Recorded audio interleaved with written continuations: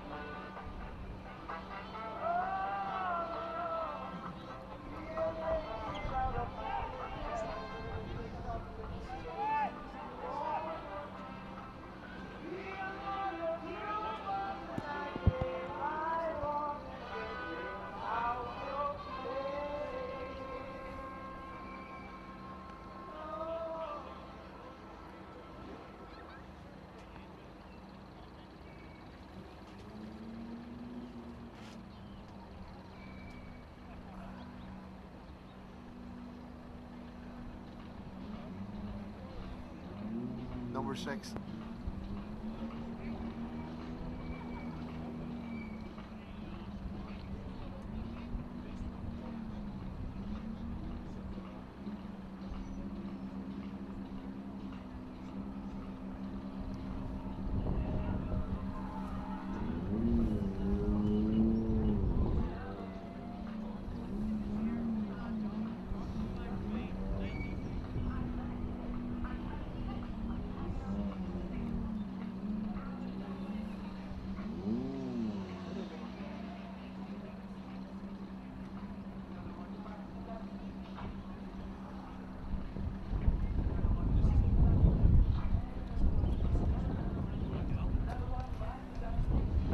Coming up, I'm on live. Okay. They're climbing up my scaffolding. Take somebody else for a second. What's wrong? It's in there.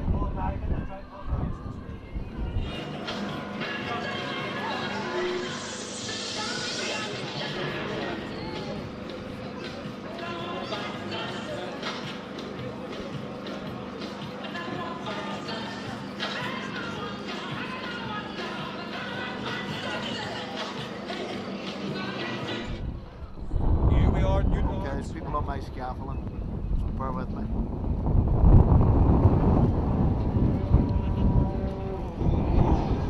So the first car away.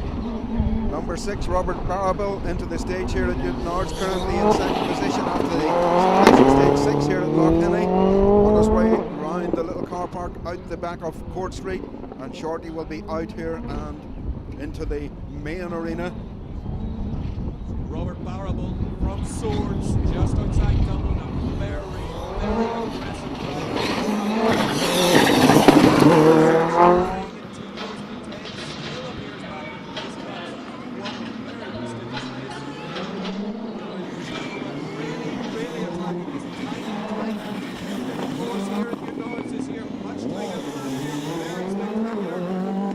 On our live feeds. Up the hill now he goes towards the church corner here, as we'll call it for the night. Turning round here as they go into Francis Street, spin turn, 3 yards the other direction, then spin turn again, and then back down the hill. Went up the hill against the reverse direction of traffic here, coming down to the Old Cross then for the second time. Robert Barable, he was fastest on the stages. This morning and again this afternoon.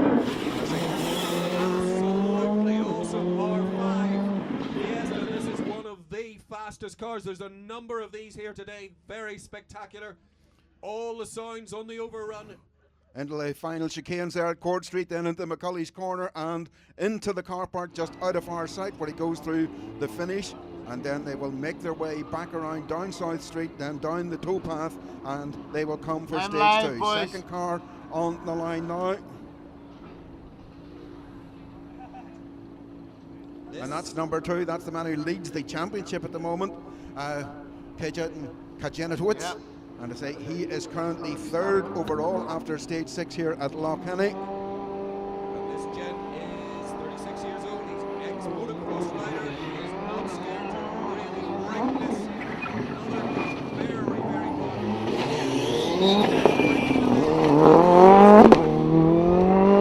good. Sister now lives in Ireland, so she'll be keeping a keen eye on him here in his first appearance at the Circuit of Ireland Rally, the Discover Ireland Circuit of Ireland Rally here, the special commemorative TT stages in Newton Ards. So he's about to come into our view, Chris, just alongside us here at the comedy box. Wiggle wobble round the chicane, comes out through the gate. The car park there being used for the Streets project a minute, but into view he comes now, and up into the car park and a wiggle wobble, and then up to the Old Cross to pick him up there, Chris, as he heads up the hill. Indeed, he heads up the hill. Very tight. We're going to see a mixture of driving standards here, and it's all to play for. You can't lose it on absolutely notching the barriers. This is a brilliant piece of driving. These guys are driving this completely blind. There's been no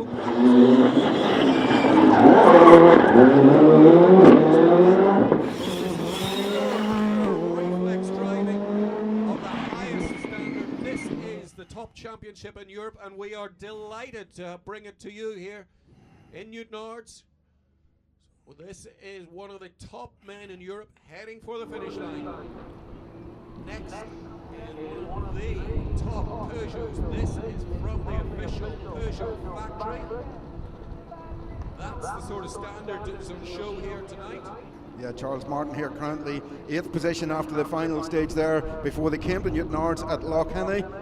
So let's see how he's going. He's actually been coming up through the stage times this afternoon, just as especially in the second time around he started to appear up into the top 6 leaderboard there. Was 6th in the final stage. So is it number 1? Sorry, it's 1 we're looking at. Yes, indeed. This is the local man from number 1 the last time off the championship. If he holds this World Championship lead, he'll take it if he holds this lead here through until tomorrow evening. Currently at a lead of 10.9 seconds over Robert Barable when they arrived here at this first stage in Newton Ards tonight. So now he's making his way around.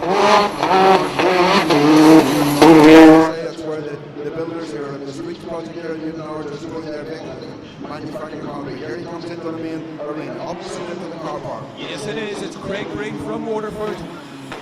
Very, very aggressive driver. He's a win it or bin it sort of guy. Let's listen to this Peugeot factory car climb the hills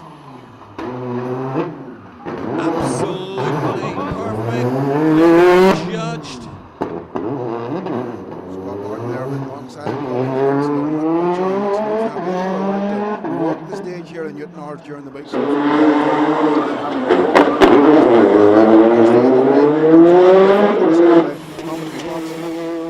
back over and into Court Street and up towards the finish again, Chris.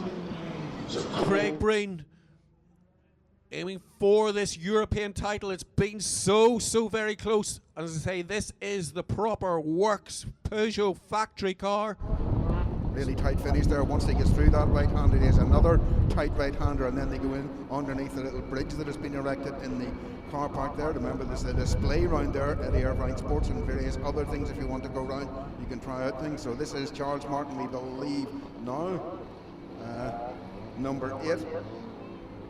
Charles Martin it is. Despite the name, he is French.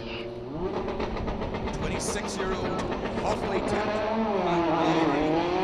Gus Evans in charge of the start there. We see him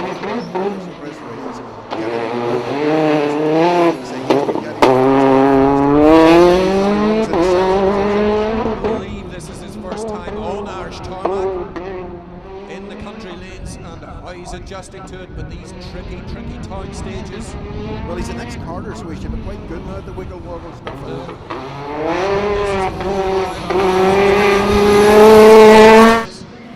It's very wide, very aggressive. A little bump there, just leaning down over the curb between tarmac earlier in the week, but now he goes through the car park right, left, out of the car park, then round the Old Cross, goes briefly down the Portaferry Road, then spins it round, now climbs up the hill in the reverse direction of everyday traffic towards the church up at Francis Street. Presbyterian Church there, and then we'll swing round down and go back down the other way. We used in Newton Ards many years ago for the, if you remember, the carts here that used to be held during the Civic Week, but here he comes down the hill, then he goes round the Old Cross in the other direction,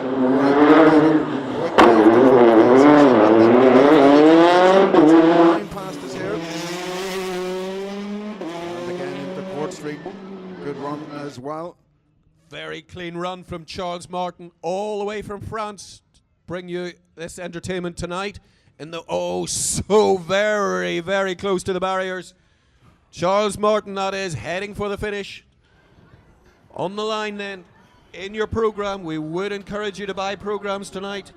Car number 11, a local man, Marty McCormack from Draperstown up in the Sperrin Mountains. You saw this car last year, driven by a fellow called Steve Simpson. This is one of the S2000 Skodas, the first of the Skodas we'll see tonight. Car number 11, one of our local men, an absolute rocket in the old Mark II Escorts. This is Marty McCormack from Draperstown. Let's just enjoy this as he really gets the Skoda. It's like nothing you ever saw in the Skoda showrooms. This is arches and perspex and such a powerful engine under the bonnet. Currently in 36th position, so I expect he was up in the results earlier on today. He may have a little bit of an incident somewhere, but just having the time to do a quick check here in the computer to see where he lost that time. Across, down the curb, and then into the main streets here off Newton Ards, briefly heads along the right-hander, then spin turns round past the Elam Church, across through the car park, and then into the Old Cross. Right, and then left, then hard on acceleration all the way up the hill towards the top at Church Corner. You can follow all this on twitter.com/Circuit of Ireland. We are getting Twitters in from USA and Poland, so all eyes here in Newton Ards tonight. Also the Facebook page, www.circuitofireland.net. You can pick up their results there as they go through the stages. Right again and into Court Street. Oh, he really got it nicely sideways. Beautifully sideways there, Alan. He's really enjoying these stages. So as we, Marty McCormack from Draperstown in the Sperrin Mountains. Plenty of time to practice up there on the wildest roads. I think we have a local guy out next, Johnny Greer from Carryduff, who's currently in 9th position, minute and 53 seconds back in the leader there after they left Loughenny. But let's see how he was 25 seconds down on Yardamore Tarabas, who was in 8th position ahead of him. I think it's Johnny Greer we're expecting next. I think this is Johnny Greer, car number 15 in your programme. This so let's is see this. the first Support. of the R5 Well, Citroen. no doubt about it. His business carried up forklift trucks, and then the David Greer Motorsport, which they've run very successfully for a number of years. But here he comes now, round the car park. So the first of these R5 Citroen DS3s, very successful cars on the World Rally Championship. Driven, of course, by a local league, but this is the slightly detuned version, and this is the first one of these in Ireland, so let's just savour the noise.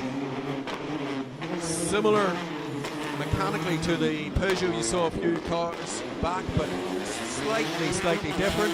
And again, driven by one of our very local County Down men. This is Johnny Greer on the top part of the circuit. Underneath the bus stop there as he went briefly down Francis Street, the opposite direction, then now accelerates down the hill towards the Old Cross again. Very tight left. Round past us here. Had a bit of fun this there, Chris, just coming out. Just starting to wash out. The tyres are reaching the end of their day. It's a short stage, but yeah, 0.96 of a mile, but they're coming back to do it twice. Remember, folks, don't go away. Say they will all come back round again, and they will start just filtering in. They're going back down South Street, and I think if a map I saw right the other day is they're going through the towpath. I think this is number 6.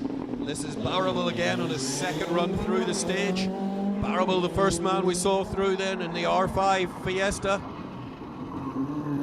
These drivers will be repeating bursts. That will be your format tonight. These are the top fastest of the international class, and then there's some really quick WRC cars based in Ireland. That'll be the format. We're going down in descending order of speed, and then it'll pick up again into the WRC cars. And on the course now, car number 7, Sam Moffat in another of these R5 Fiestas. Yeah, in the combi lifts car.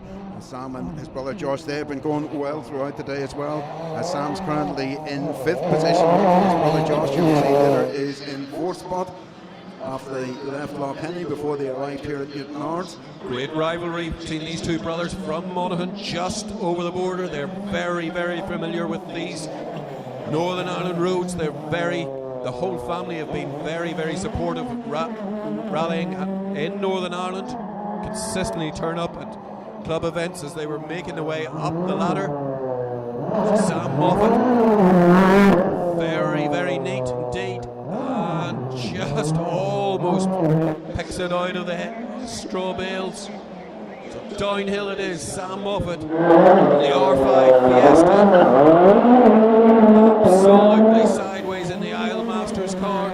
Combi Lifts sponsorship as well.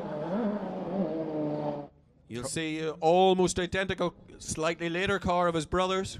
Yeah, combi lifts, the Moffat family business there. In case you wonder what combi lifts are, if you ever come up behind a 40-footer and you're sitting and can't get past and there's this little forklift that they can get on and off in the back. Most of those are actually made by combi lift. This is number 2 coming through again, so that will be the championship leader prior to the lift round.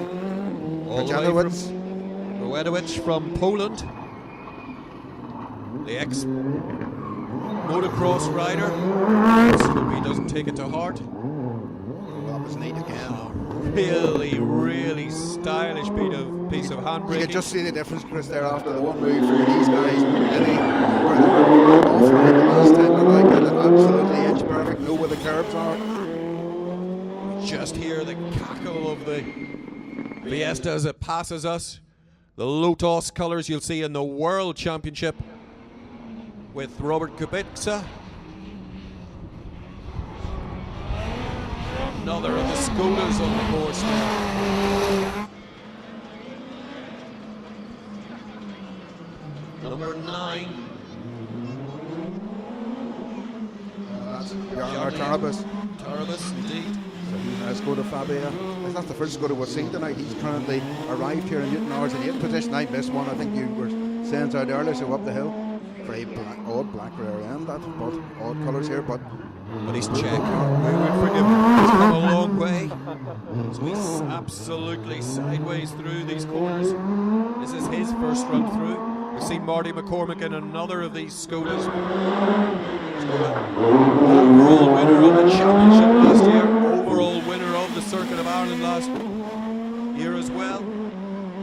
So quite a heritage in this class of racing. These are like no Skodas you'll see in your showroom, other than the door handles.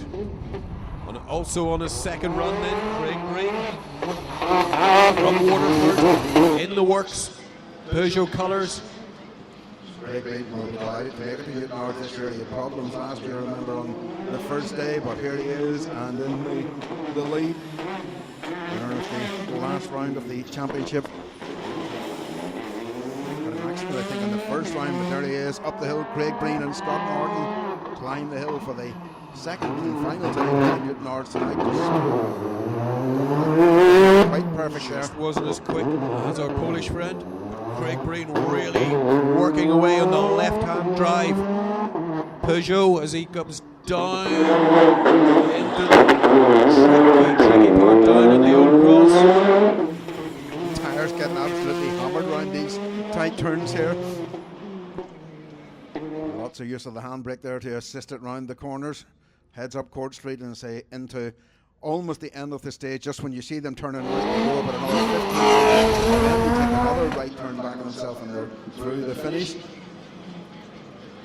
So number 10 on the course at the moment, and this is Ewan Thorburn, man from Duns in Scotland, down near the borders. Duns, famous for being the town where Jim Clark was raised. So Ewan Thorburn,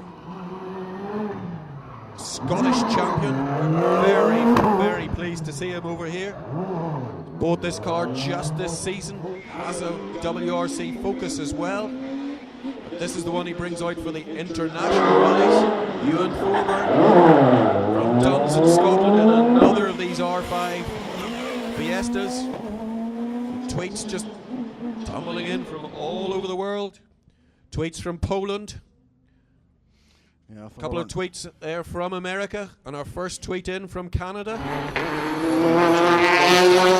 Just wondering, did he have a little bit of time loss somewhere, because earlier on he certainly was up in the top 10. In some of the stages earlier today I saw his name was featuring there on the results, and remember, all those results are available on www.circuitofireland.net/results.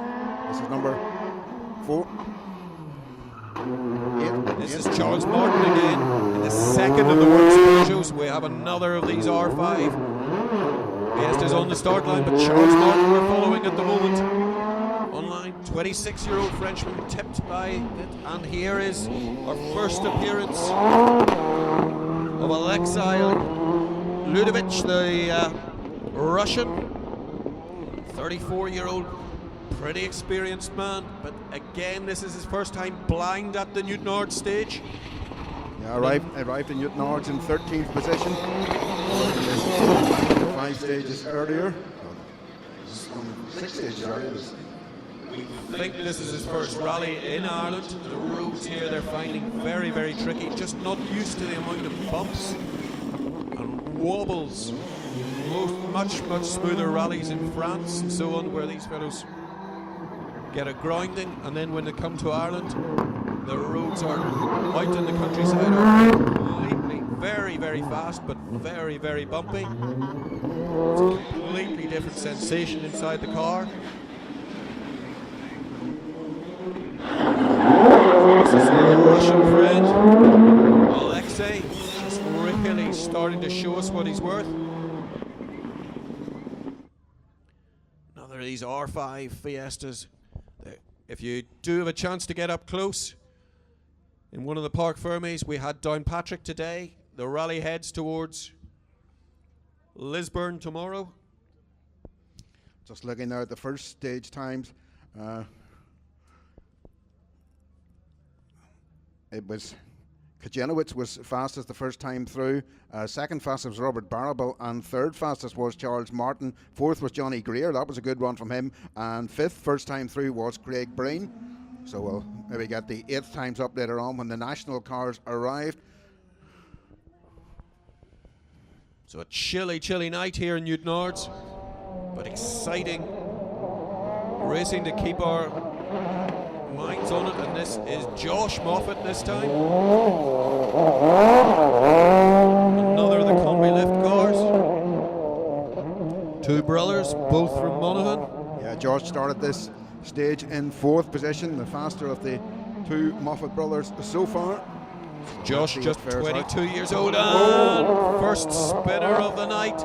Oh, this is the problem with these short stages, Chris. You can actually lose an awful lot of time. You can't win the rally on them, but you can certainly lose the rally. So he's just hissed. He hoped there whenever he got it going back that he could just keep it pedalled. Because there was something there was something solid there. There was a nice pile of bricks or tiles or something there, but he seems to have escaped without any body damage. John Rowan calling the notes there will just be telling him to calm it down, keep it neat, try and well, he's not going to recover that. The important thing now is that he doesn't lose any more time as he comes through. We'll head down the hill towards us here again. Those of you watching the Old Cross, comes down now, heads the other way. Huge crowd here in the actually effect right now. Past us here at the commentary point. We can hear them roar past our luxury van here. These are hazards that Ards has to offer. And that's what a lovely bit of Scrabo stone was awaiting him. That's all for the Streets project that's on virtually all the town. Here is the man who was 4th first time around then. This is our local man from just over the hill and carried up. This is Johnny Greer in the fantastic R5 Citroen DS3. Bit of encouragement here for the local man, Johnny Greer, as he comes through. Church corner at the top of the hill, heads down Francis Street, spins around, back, and now we'll come back down towards the Old Cross. So from Carryduff comes down the hill, anchors at Ryan, and then another spin turn, and that's number 14. This is Stephen Wright from Fermanagh, the Kelly Hevelin Hotel backed. Another of these very, very rapid Fiestas. Yeah, currently 6th overall in the rally at the end of the 6 stages here today before they get to Newton Ards, and it really must be said the locals have been absolutely flying because it's been dominated by them, with the exception of Cadget and Kandowich there in 3rd position when they arrived here. The locals certainly have been really playing a blinder all day. So Stephen Wright, much younger than some of our other competitors. Yeah, Mikey Galvin there alongside him as they come through. Head back down the hill towards the Old Cross. Monument here. One of the oldest monuments, probably the oldest monument in Newton Ards, but there's historians out there who will correct me on that. Here he comes away. So Stephen Wright just needs to pick up a little bit more speed, get a little bit more fluidity into it. So man from Fermanagh, young, very, very exciting talent. He's been very, very consistent. Drove a R2 Peugeot last year in the full European programme. Ireland was really only one small bit of what he was doing. So this we think is on your diamond screens at the moment is Sam Moffat, we think. It's one of the Moffat cars, I know it's Indeed it is Sam Moffat in your programme. Car number 7. Another of these R5 Fiestas. 100 of these cars recently celebrated, made by the Ford subcontractor Malcolm Wilson Racing. There must be a fair few of them around the UK and in particular now in Ireland, really starting to catch on. Well, Atkinson there in hot seat beside him, and now we're looking at car number 16 here, which is I hate to pronounce this one. Tutsak, I think. 16 it is, Tutsak. Again from Czechoslovakia, and another of these hot Skodas. Yeah, currently arrived here in Newton Ards in 22nd position. Like the colours,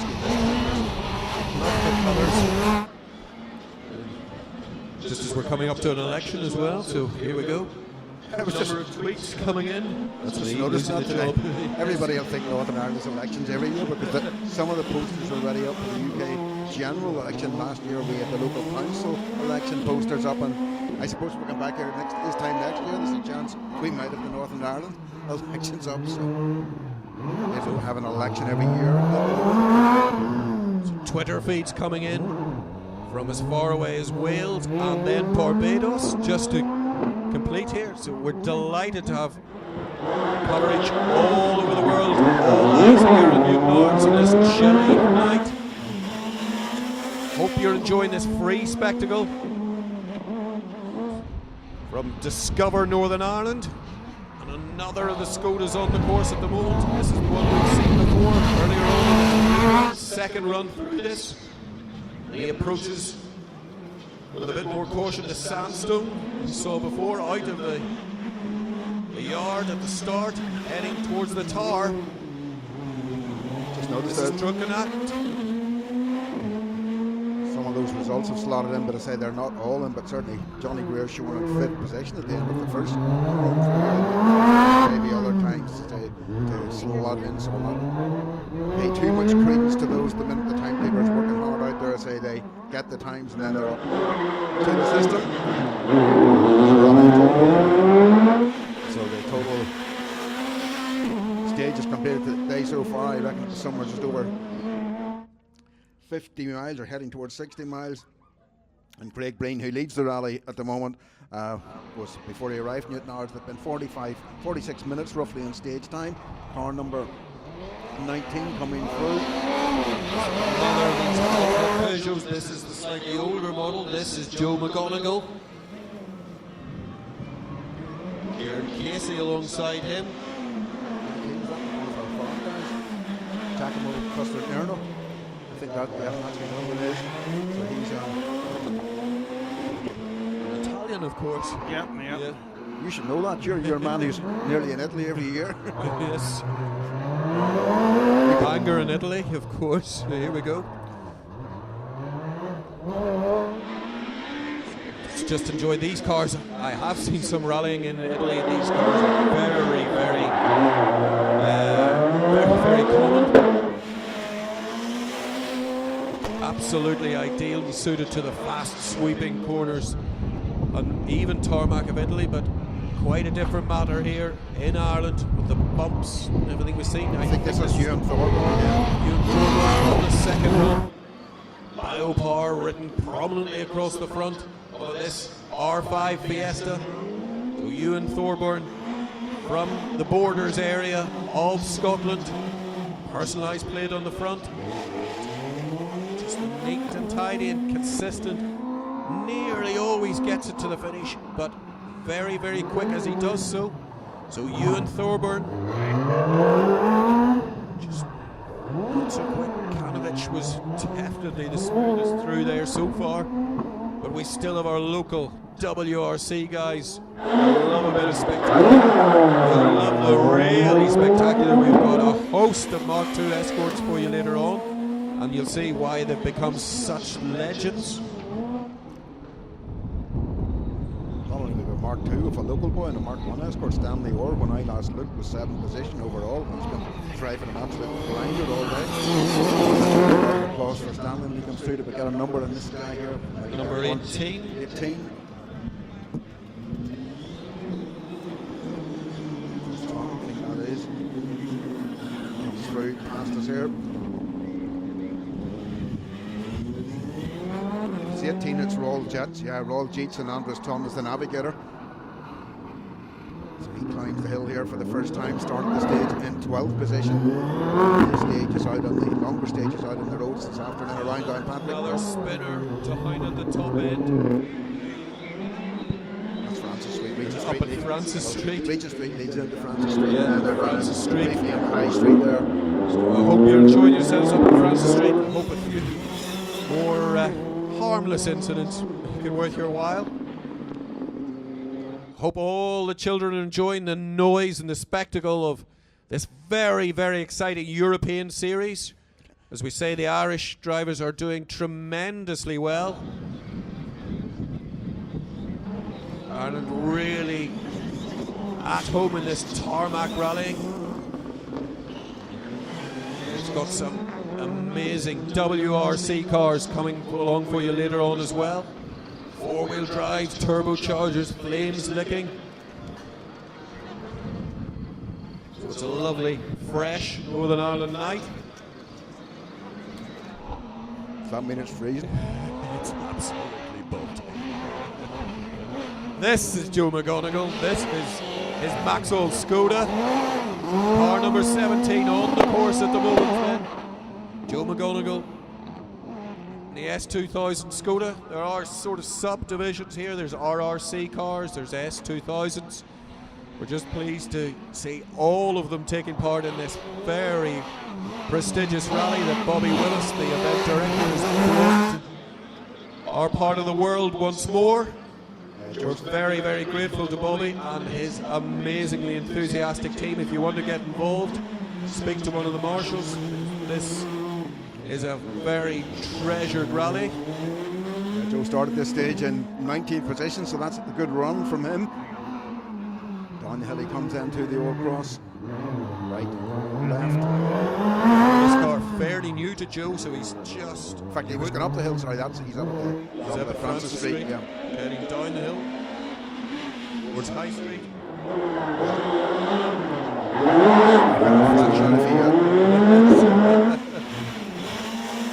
On my granny's side. Don't let on. So heads towards the open ground again. That's Joe McGonigal, and now this must be Sam Moffat. Sam Moffat on his second run. Josh. You'll get it right. He's a Moffat. He's a Moffat. These flame-haired Monaghan brothers. Great rivalry between them still. In karting and in junior rallycross, and it's carried right up to this higher echelon here. Up to the top of the hill there and right, and then great view actually. I was up there earlier on this afternoon. The spectators from there can actually, well, depending on where you stand, but some of them can actually see over into the start, the park there where they're starting.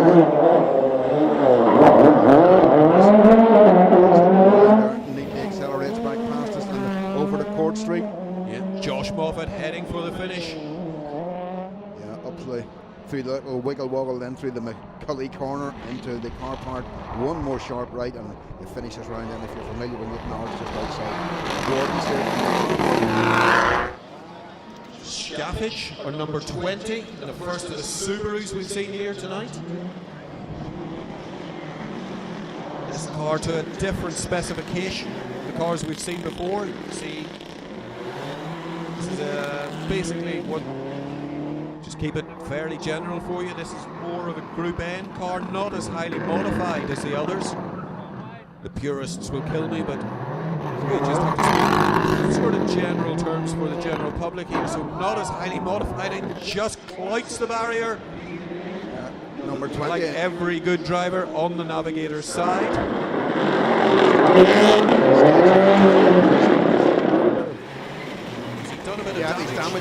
Damaged the car on the back. You'll see the whole right ones.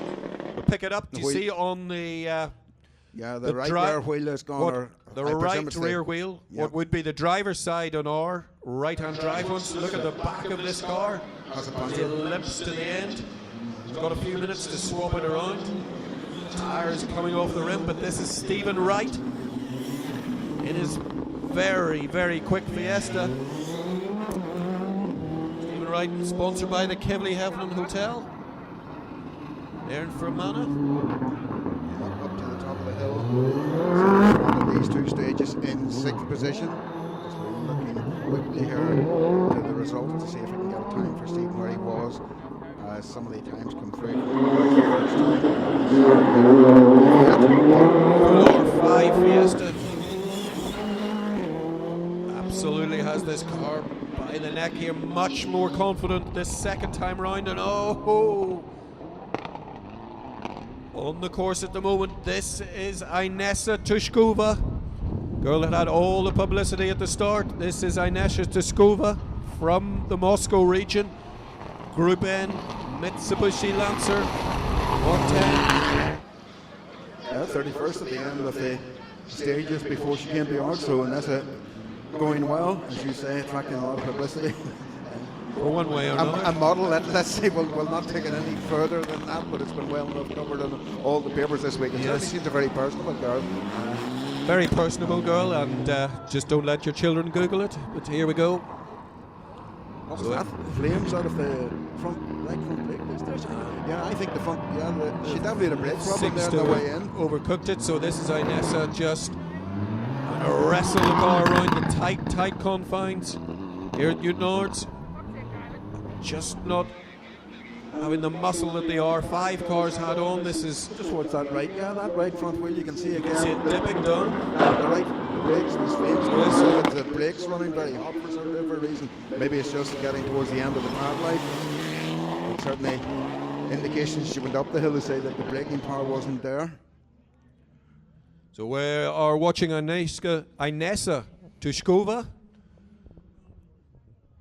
and it's no great Einstein feat to know she's from the Moscow region. This is the Skoda we saw earlier. Yeah, number 16. 16. Out again, another of these. We think this is an S2000 Skoda.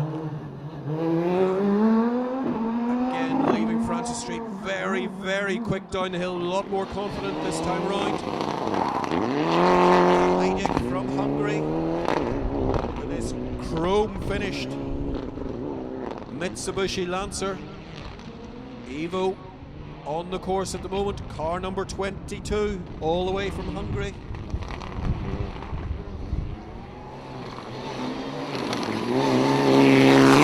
Very, very successful Evo 9 model, very, very popular in Ireland, still capable of outstanding results. Tushkova we saw before in the model that came afterwards, surprisingly called the Mark 10. Quite a bit bigger car pushing the other, so he's 15 positions. So that must he's been handling it well through the tight lanes, and again handling it well through the tight confines here of this town centre stage in Newton Ards. Underneath the bus stop there at the top of the Francis Street Hill. Just got on him. Oh, no, Just got he had a wee him. bit of space under the bus stop. Yes. You see the four-wheel drive dig into the Newton Ards tarmac. That's the joy of these cars. Just try this out, boys and girls. Another car already up the hill there, heading up the other way, so they're Look coming like through. one of our works Peugeots. Yeah, they're coming on through the thick and chase. fast here at the moment. So, two cars on the course at the moment. That's what we love to see. As you say, the thick action coming thick and fast here in Newton Ards. No, indeed, this is Turn 3.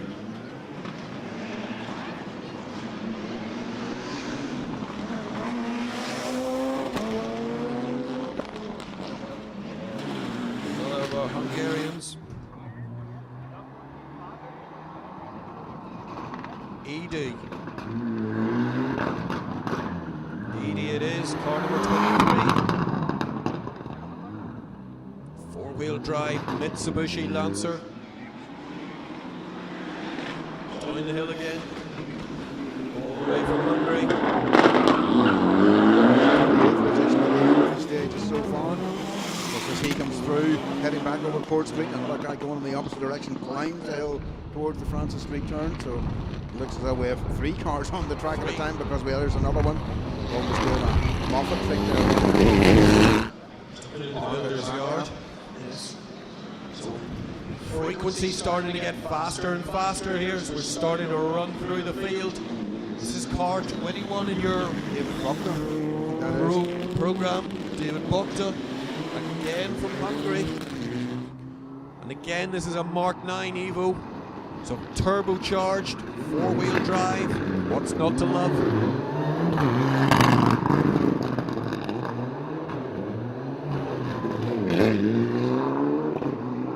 Transmission used to be the weak point of these cars, so drivers probably not just hammering it through the gears as often, just holding the gears a little bit longer in these Mitsubishis. And just as you held on to them, that's what did. And this is the first of our R2 cars coming. Christopher Ingram coming across the Yeah. number 25. So comes out then into Court Street for the first time. Not as heavily modified a car here. You'll not hear the same raspiness of the engine. So Chris Ingram climbing the ladder of learning this rallying as a measure of support from Peugeot UK. Very much learning his trade. He was the chap here last year in the little Renault Twingo, the one and only that was here. had a very huge accident, and that car ended up just bundled into scrap, and this is what came out afterwards. Peugeot 208. We go round the car. Similar to these sort of cars on Monday morning. Well, not Monday next week, obviously. Just most of the times through now, for the first time we're through, and I can tell you that Craig Breen and Scott Martin were still leading the rally by 7.1 seconds from car number 6, Robert Barrowblade and Damien Conley. Then Janowitz, he was in third position, he was 16 seconds down. Josh Moffat then was next up, 23 seconds back in fourth position, followed by his brother Sam in fifth, he was 8 seconds down. Stephen Wright was in thick roll, 7. Charles Martin was 8th, 9th was Yarmouth Tarabus, and 10th is Johnny Greer. So Johnny Greer there, say, was shown briefly in 6th position, but the rest of the times filter in. That's 10th. That's the end of what is special stage 7. I don't think we've seen any times yet through for the stage that they're currently on. Joachim Schuberg on the course at the moment. Highly fancied Swede. Driving the Opel Sweden, little Opel, as we call them here, Vauxhall Adams. This is the first one we've seen of these here tonight. Highly potent little car. 3 of them in the paddock here tonight. We're looking at another of them. Steve Rackeland from Norway. Norwegians very, very prominent in the history of rallying. Known to have absolutely no fear. So the Finns, the Norwegians, the Swedes, there's tremendous rivalry between all of these nations, and rallying is where they take it all out on. In the forests is their natural habitat, but they are quite prepared to give it a go on the tarmac. Really, this class is a feeder class. These guys are trying to get noticed, get the money together to drive one of the faster R5 cars that we've seen before. They really have to do the business in these cars. They are of a more standard nature. You have to keep the momentum going, and that's where they start to take the risks. So this is where it can go all so sweet or so wrong. Yeah, Chris, there, just while you're watching those pictures, I've gone, and the times are now up for the second stage here in Ards. And Craig Breen dropped, he had the 9th fastest time, and that means that Robert Barrable, as they go into the end of the first day here in the Circuit of Ireland, the Discover Northern Ireland Circuit of Ireland, it is 1 second is the difference between Craig Breen, who leads the rally. Robert Barrable is second. Kajanowicz is in third spot, 17 seconds down on the leader, and that means he's 15.8 seconds back. Josh Moffat, who's in fourth, Sam Moffat, who's in fifth, Yarman Tarabus, number 9, is in sixth. Charles Martin is now in 7th spot. Johnny Greer comes up to 8th, and I think everyone's time has been slotted in there. If that's the case, he's gained 2 positions, but I say there may be another time or two to come in, but that's the order at the moment, Chris. And this is another of these absolutely gorgeous little Opel Adams. This is Marianne Schiebel in the German car this time. We saw the Swedish car before. Griebel, sorry, the cars all bunched together in the paddock down in the Titanic earlier today. Very, very impressive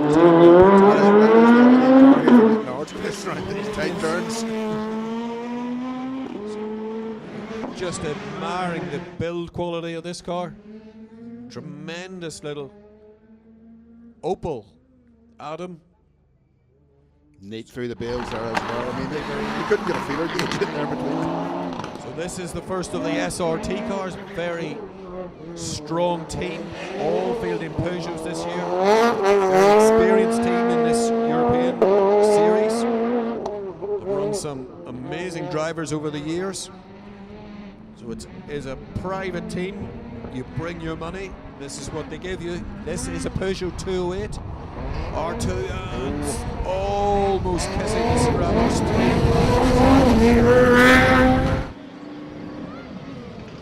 Our number 28 is who we are watching. It's Ralph Surmans and Arthur Simonis. They go through past us here. Only 20 years old, and we are seeing a lot of stage in 29th position. Youthful exuberance. As he heads up the hill, and the cars are coming thick and fast. We're commentating what we can see on the course, so there are cars coming fast all over. Delighted to bring you so much action here in Newton Ards tonight. Following from all over the world. We're getting tweets in from Scotland, we're getting tweets in from Vancouver, and just recently there from the Netherlands. So you have friends, keep them on twitter.com/Circuit of Ireland. Same again, Facebook.com/Circuit of Ireland. And then I say for full result service there, www.circuitofireland.net/results. If you want to text a friend anywhere else in the world to watch it, you can see it on circuitofireland.com. 3 cars on the course now at once, and that's making it really exciting out here for the spectators. It's absolutely non-stop action here in Ards tonight. It's a credit to the organising club. The cars are really coming thick and fast. So this is hiding. The race director, we also love the promoters of the event, and say a lot of thanks to both those club officials and the officials from all the many other clubs here out on duty this weekend, and all the volunteers who have come in to help this Circuit of Ireland rally begins tomorrow with stages further down in County Down around the Van Bridge area, and then Chris will be at the spectator stage, another town centre stage in Lisburn. Yes, if you've ever been to Lisburn before, there's great viewing on a huge spectator bank opposite the Civic Centre. If you're thinking of there, the forecast is extremely good. So it'll be myself and the exuberant Tony Kelly. You can remember her. A more unlikely team you couldn't think of. So, on the course at the moment, all the way from Romania, we gather this is 38 there. 38. Tanasu. Forgive my pronunciation. I think it is Tanasu. It's another of these Peugeot 208s. And car number 21 on the course as well. This is Bokta from Hungary in the Subaru for his second run through this course. Bokta it is in the four-wheel drive car. Exiting the start and hitting the tarmac. Down at our old cross section, heading for us now. Maybe Bokta, you hear the crackle of the Mitsubishi on the overrun. First tweet in from Switzerland. But again, we're not making this up. They really are coming in from all over the world.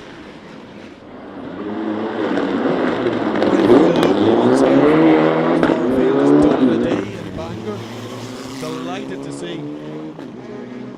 from as far away as Vancouver, Switzerland, the Netherlands.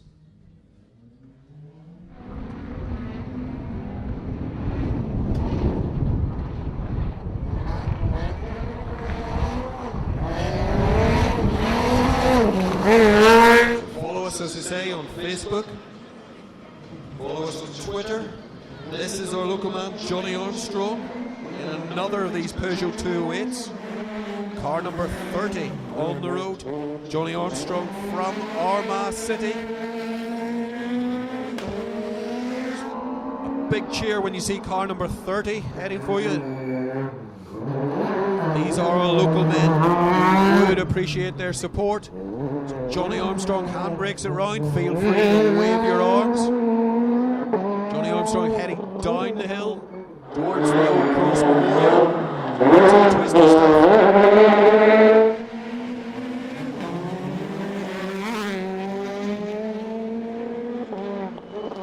Johnny started the 11th position here. He started these Ards stages in. Just having a little look through the results here on the Circuit of Ireland results page, and the fastest lap, or the fastest time through was actually the second stage. There was 1:29.9. So that's to complete the 0.96 of a mile, 1 minute 29.9 seconds, and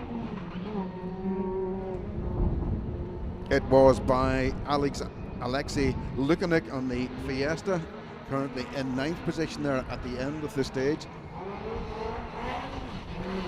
Jochen Newberg on again. This is the Swedish Opel Adam. Beautifully turned out car. Works colours.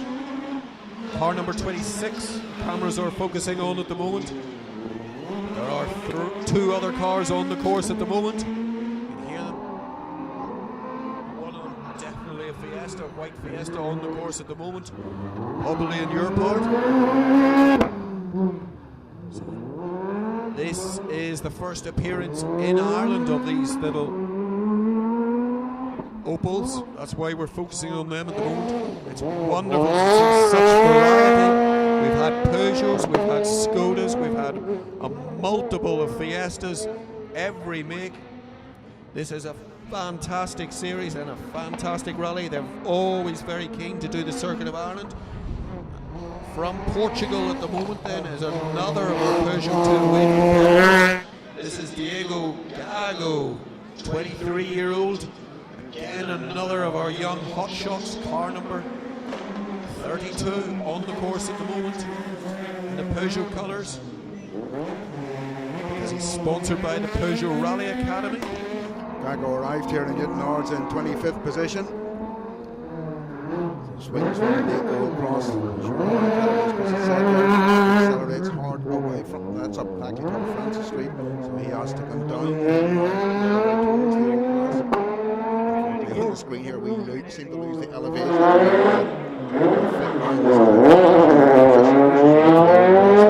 In the middle of it all, Ryan past us and car 32 Gago just drifting it beautifully, just taking an inch perfect towards the big straw bales.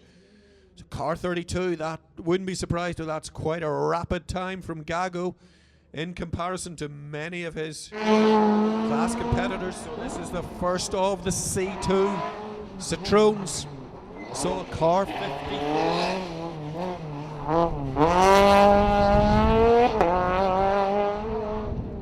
All the way from Bulgaria, 32-year-old Ekaterina Stravate too. So well done, Alan. You saved me from that. Currently started there in 38th position. This is an R2 Citroen. He's just relatively cautious in the builder's yard. So those big curves up. Oh no. The very inviting Scrabble stone piles around about. So this is the wee R2 Citroen. The cameras are following at the moment. First of these cars, there's a series for these cars. In England, there's a series for these cars. There was a very, very prominent series in Ireland for several years, generously sponsored by Charles Hurst, and just not too much use of the hand brake. Thanks for the way up there in the church ball. We saw your hand if no one else did. Everyone, good to see them all enjoying themselves here in Newton Ards. Somebody's gone into the dust. There was more dust there. Plumes of dust. Or number 36. Moment then following Keith Eves.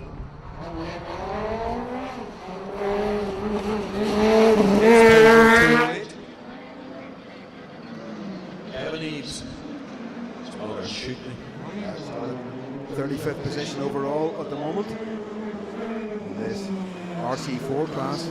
It is all the different classes. There's manufacturers classes, there's co-drivers classes, and then there's the ladies championship. So the big news tonight, there's just 1 second between Craig Green and Robert Barrable at the end of the stages here in Ards. So what a day it's looking to be tomorrow. Remember, better weather conditions. They started in damp conditions this morning out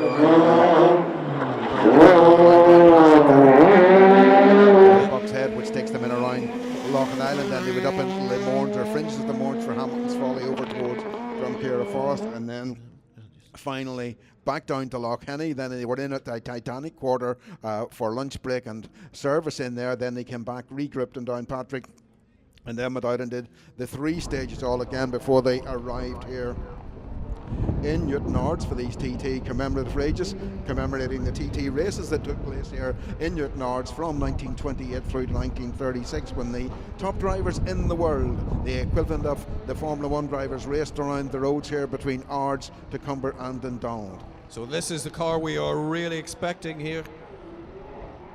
This is the fabulous Porsche here, Robert Woodside. It's something happened there, Chris. As soon as it went off the line, it went into takeover mode. We were so looking forward to this. Is Robert Woodside in the amazing GT4 Porsche, but something has happened just as he left the start line. Cameras are following him. He's obviously in a lot of difficulty. This car is absolutely sensational. I don't know where its gears. It's certainly better at me. You've just seen it live in front of your eyes. The car we were looking for. This is a catastrophe for Robert Woodside. Yeah, Robert was starting in 36th position here. Number 38 then coming through. Next is Leon Tedesco, I think it is. Yeah, inside the box here, it's getting a little bit hard to. Okay, tweets coming in from all over the world. I'm getting a tweet in from Las Vegas. Aaron McAvoy tweeting us there. Tweets coming in on your twitter.com/Circuit of Ireland. Sad sign there, the Porsche being pushed off the track. Now whether they can get it going again, say either it looked like a transmission problem, or else to say it was the electronics shut itself down. And the problem with those things is very often you have to reset them. This is it then coming down the hill towards us again. Florian Tedesco and Sergio Ito in class 4 and a Peugeot 208 started the Ards stages here in 33rd position. For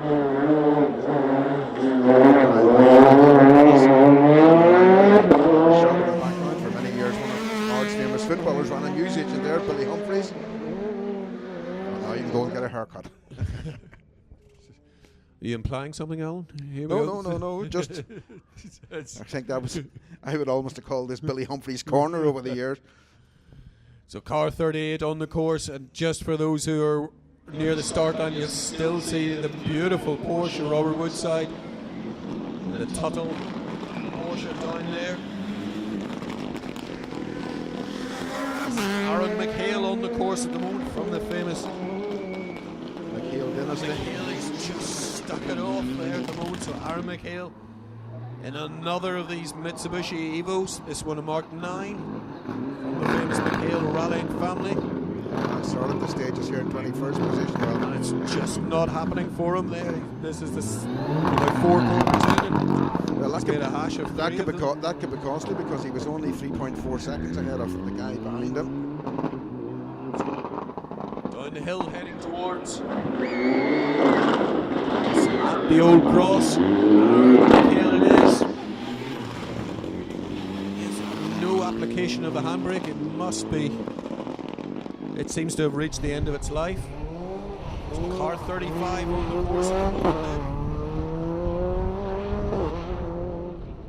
Calvin Beattie, and another of our Irish competitors in his R2 Fiesta.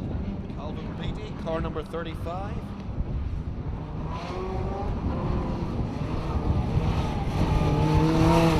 It's not where Calvin was there in the order before they went out onto this stage. Peter froze there. He's 40th position. So he's 40th overall.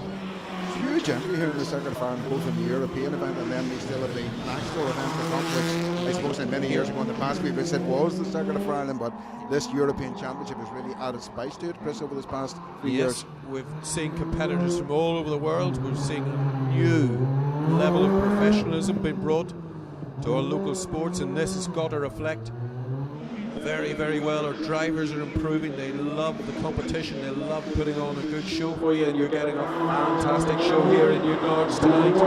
The start of a chilly April night. This is a sight to warm you. These cars absolutely exploring it. And then in the second run, you'll notice quite a difference. The drivers really having to push it to keep their positions. Very competitive in the R2 class. These guys must be noticed. Man on the start line then is Callum Devine. Another of our Irish competitors, and another of these Fiestas, another of the R2 cars. Yep, 41st position before the start of the Ards stages here. Good crowd of spectators there watching over from the Castlebawn estate, an area of Ards scheduled for a major development, shopping centres and that, but that has been revamped now. I think in view of the economic situation, it looks as though it will be a slightly different development go forward. Different types of housing and that now been talked about, as well as a more modest retail environment. And we're very grateful for all the support we've had from our local council, the Super Council. Yeah, they're now they're Ards and North Down. They're officially, after much deliberation, there was that was decided. there. Yes. Yeah, well, they switched it the other way around, you know. Great support from Discover Northern Ireland. Great support from Tourism Ireland. So, if you're ever in a position to help our sponsors, this is great. So many cars getting ready. We are just possibly experiencing a bit of a delay due to recovery, we suspect, of the Porsche. It's interesting there, you're talking about the Discover Ireland, that whenever the Tourist Trophy originally started, a prime aim of that, and Harry Ferguson at Ferguson Tractors and Aviation History was one of the prime movers behind it, but it was very much even at that stage to promote Northern Ireland, to promote cross-border initiatives and to get people in from Europe and across the world. So it's good to see that 1928 it was first held, so almost 190 years later that is still something we're striving to do here in Northern Ireland. And you can do it by supporting us. Click on a like on facebook.com/Circuit of Ireland. You can follow us on twitter.com/Circuit of Ireland, or you can watch it streamed live on circuitofireland.tv. Still very much promoting Northern Ireland. We're still promoting Newton Ards here tonight. So car 51 gets underway. Car 51, as we called before then, Callum Devine, and an R2 Fiesta. First bit of the stage is quite quick. I actually walked through it yesterday afternoon. The very first two left-hand corners, a little bit of mud there, and then the rest. There's a bit of loose gravel about. There was last week when I first looked at it, a section of gravel. They have now tarmacked over this week, so that means that they're coming out onto Court Street on tarmac. They go past us again. This guy heads up the hill towards Francis Street. Swings right, Callum swings round there. Very, very tight through the corner. Yeah, he chose that time, isn't it? Yes. He used the handbrake there. He didn't use the handbrake in the first one. He'll certainly have to use the handbrake the next one. I think this is probably the tightest corner, just coming down the old cross the other way round. Swings it round.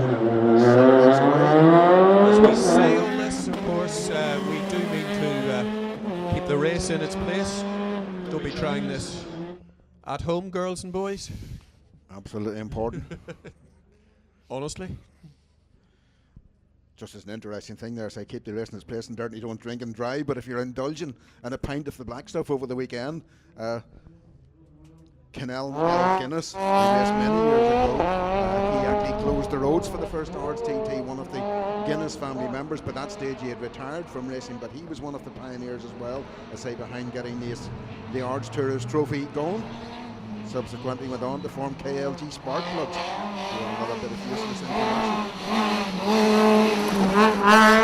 So that's a Citroen, Chris. It's a Citroen. I'll let you talk about it. You're a Citroen expert, aren't you?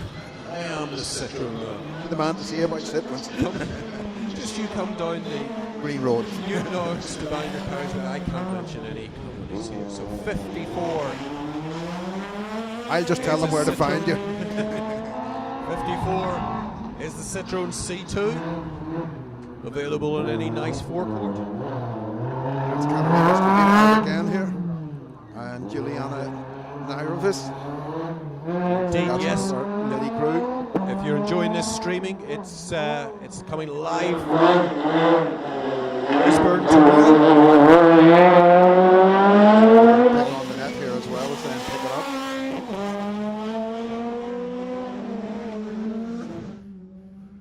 Just amazing the speed increase between the first and second runs. Certainly the top guys, they were doing about 9 seconds faster the second time through, as Chris said, than no practice. Just looking at there, Chris, that bale up at the end of Court Street, they are starting to shave it a little bit more. The plastic has now been melted off it. So good crowd there, just in case any of you say there are cars going through there that we're not actually mentioned, but we're actually sitting in our own little underneath satellite dish here inside, just watching the pictures on the screen. We're seeing as what people who have a big screen to watch, we're seeing that, but we're aware there are other cars going through. So this, I think, is number 47 that's coming out. Aaron McHale again for his second run. Remember, he had a little bit of difficulty first time around. This is what he does this time in the Subaru. His father, Austin, former winner of the Circuit of Ireland. Say the McHale dynasty, other brother rallied as well. They also appeared on a couple of occasions and all three last year down at Della Park as the guest drivers of the day.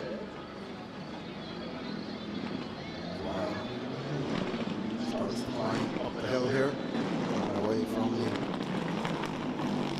Old Cross. Indeed, we're slowing the pace slightly, so one or two cars only coming through. The little wiggle there through the car park. Aaron McHale can't have been pleased with his first run. Let's see what he does for the second run. Much tidier, anticipating it, much better. Yeah, the handbrake's working there. Much better run from Aaron McHale. Completely, much more fluid. I wish I could say that in English.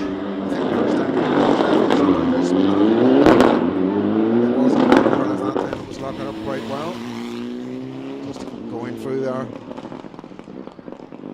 A familiar crackling of the Subaru as the engine management system kicks in. So he heads up Court Street for the second time, and then from here it's now up and along High Street and away back to the Titanic Quarter for a much-earned overnight rest at the end of his first day. Next in is number 48. That's a second time through as well. Brendan Comiskey. Brendan Comiskey from Dundalk. Starts the Ards stages here in 27th position. The Volkswagen dealer on the ring road at Dundalk. Did it with him in the past. And this is his new Subaru. Previously ran Mitsubishi Evo here last year, and this is we have a staller on this. This is Comiskey. Yep. Stopped at the top of the stage at the top of Francis Street. Yep. Got a green in. Almost a brand new car this season.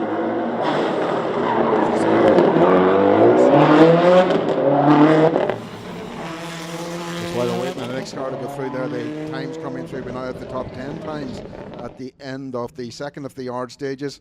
So the leader, Craig Breen, by 1 second from Robert Barable.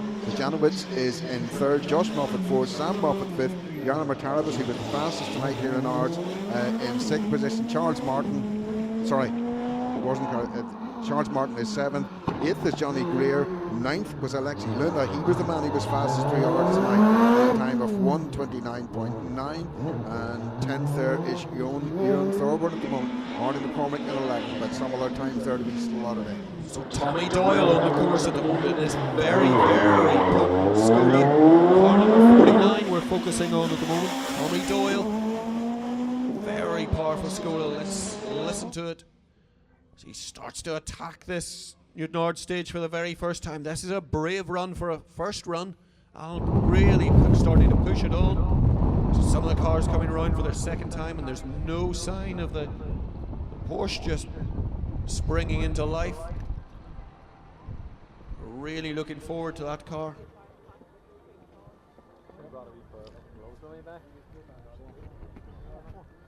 So we're coming towards the end of, there are 2 or 3 rallies. The way this Circuit of Ireland runs, it's pretty unique.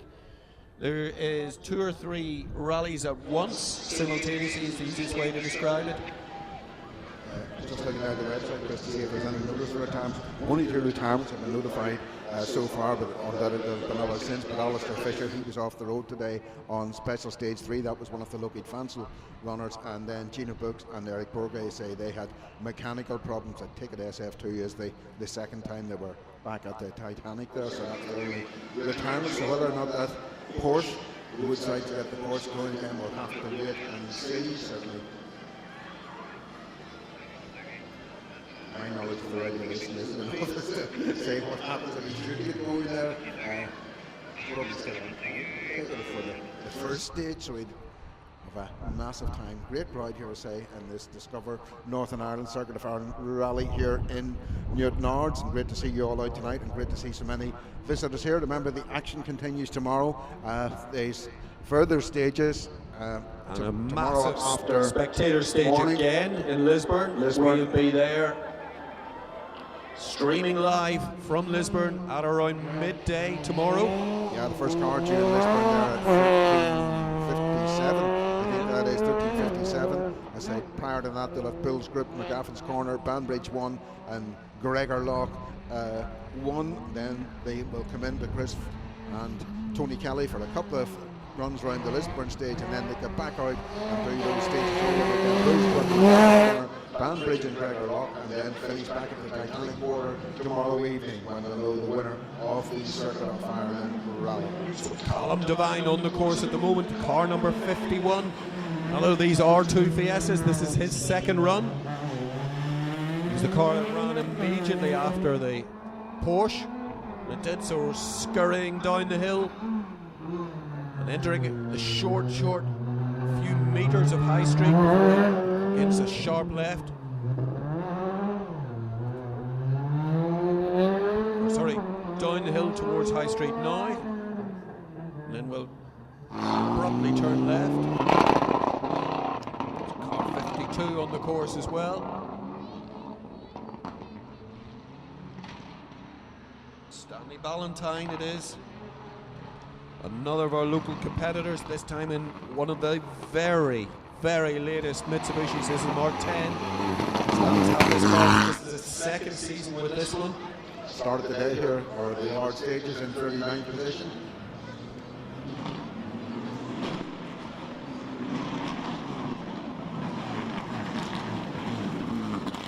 He is risen, so they have a certain amount of controversy. Stanley makes his beliefs clear. They're in the front of the car in this past couple of years, but around the church corner now. Underneath. Background. Say tweets coming in from all over the world. The latest one. Lots and lots of local ones. County Antrim just received one. Received one there from Colorado. So Newdart's doing itself proud here tonight. So Stanley Ballantyne, Mark 10, Evo 10, Mitsubishi Lancer. Of course, at the moment, analyze car number 53 as we reach the end of the international class. This is Fraser Mulholland. Fraser Mulholland it is. Yep, 37th at the start of the Ards stages. 43 competitors going. Marty McCormick said was the 43rd. Something obviously happened to Marty somewhere today. Having time just to flick back through the stages. So again, a County Down driver here, supported loyally by County Down firms and the Hitchmotor factors.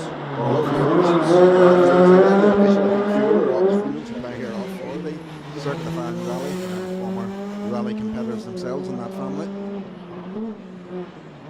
So we are watching Fraser Mulholland rather, head for the finish, and that'll be the head in towards the end of the international class. And then we're going to see some completely different cars. Gough Evans still directing operations over there at the start-finish line. There's a man there who's thinking that I was talking about earlier. The dark product with a creamy top. The interesting thing about Kilman Guinness, he was actually known as Bill for some reason. That's what he was commonly known as, but I say. So if you have a chance to see yourself on a diamond screen, give us a big Newton Ards wave. They can't hear us well. Somebody looked out there rather from under it. I think there's the guys at the start-finish line. It's a huge number of officials. I think it's over 2,000 officials or something to run this event because they are out. I was down here today earlier on, and the guys were building up the stages, and for quite a lot of the officials, they don't actually see any of the rally. It's just come, build stages, take them away, take them down, move on to Lisburn tomorrow to get it all set up. And I say the marshals are travelling around from place to place as well. They have to be there, have it all secured. So everything going quiet here at the moment as we look up to the top of Francis Street there. Huge crowd there. Francis Street would have been, well, the back of the town hall. That's where the Ards TT came down and then turned across Conway Squares in recent years, and there unfortunately is the Woodside Tuttle Porsche, and that doesn't look as though it's going any further. Probably been the best sounding car this evening, Chris, if it got out. We're looking forward to it. If you love your Porsches, they are going to appear later on. The historic cars are just starting to arrive. There's a few Porsches in amongst them. So just a small lull as we do a wee regrouping. Tweets coming in from all over the world. I think we're waiting here so on we've had on Alberta in Canada, we've had Las Vegas, we've had the Netherlands, Scotland, Vancouver, Switzerland, the Netherlands. We have first tweet in from Barbados. Plenty of local tweets as well. So just looking there at the national result to say there's just two times coming up there. It's not to say there'll be more than 2 through, because some of them we can obviously see, but they say they have to update the website. But Declan Boyle and Brian Boyle, they lead the national rally at the moment by 1 minute and 26 seconds from Derek McCarthy and James McKee. That is the only times I have out of Loughenny. Let's look back to see what it was. If we look at Hamilton's... Could we have a paramedic, please, down to the car park here at the Old Cross? Could we have a paramedic, please, down to the... If you look for the van with the satellite dish on top and the cherry picker here, so that's a paramedic, please, urgently required to the main car park here, down beside the Old Cross. If you come round the corner, say, look for the crane, there's one of the team, that's the medical team, are coming around, so it's just... We'll get that. But recapping then on the results, now this was at the end of Hamilton's Folly. That was before they went to the 6th stage, where we have 2 through so far in Loughenny. So let's say at Hamilton's Folly 2, Declan Boyle then, he was leading the rally by 1 minute and 10 seconds from crew 102, Derek McGarry and James McKee. Third was the Banbridge crew of Kenny McKinstry and Noel Orr, Noel who's from down in Grimsport. Then in 4th spot it was Robert Duggan and Jared Conway. They were in 4th. 5th is Keith White and Damien McCann, who you'll see is crew number 111. They're the first of the escort, and I think that might be a Mark 1 escort as well. 6th then is Wesley Patterson in the first, and Johnny Baird in the first of the Mark 2 escorts. And then we have the local boy, let's hear it for him whenever he comes through. 124 Stanley Orr from Clinchy and Stephen McCauley. They were through. I think Stanley may actually live in Cumber, but he still works out at Clinchy. They are running in 7th position, and then 8th position is 109 Camillus Bradley and Crawford Henderson, and 9th is Christian Cochran and Conor Lavey in another escort Mark II, and completing the top 10 then it was 105 Alan Carmichael and Ivor Lamont. We're still looking again for a paramedic, please, urgently to the car park behind us here. That is the paramedic, please, to the car park behind us. We're down at the Old Cross. If you come across heading towards Court Street, the car park is on your right. So we're looking for a paramedic, please. Assistance there. Add to the burger van immediately. 11th spot then is Jeff McMahon and Rob Graham. 12th is David Armstrong and Paul Mulholland. 13th is Frank Kelly and Sean Head. 14th is Richard Tannehill, Neil Kelly, and 15th as they come here to Ards, Ernie Graham and Will Graham. But certainly all day it has been Declan Boyle. Declan Boyle, who hasn't actually had such a very good year. Remember, this next cruise come through, they're competing in both the Northern Ireland Championship and of course the Tarmac Rally Organisers Association, the Clonakilty Black Pudding Championship, so lots of championships. Derek McGarty, who's second, he's concentrating on the Northern Ireland Championship, but Declan Boyd is trying to recover from lost ground there in the Clonakilty Black Pudding Championship. So we're waiting to see what goes on just while we have this little bit of a lull. I think we're still looking for a paramedic. If he's made it there, our paramedic has made it. Thanks very much. But say that was the request that we got to put out. Could we have a paramedic down here to the burger area of the burger van behind us? and that is in Court Street.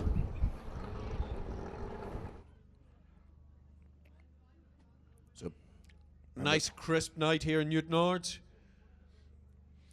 Lots of action here in the borough over the weekend. If you fancy going motorcycling on Easter Monday, it's at Kyrgyzstan.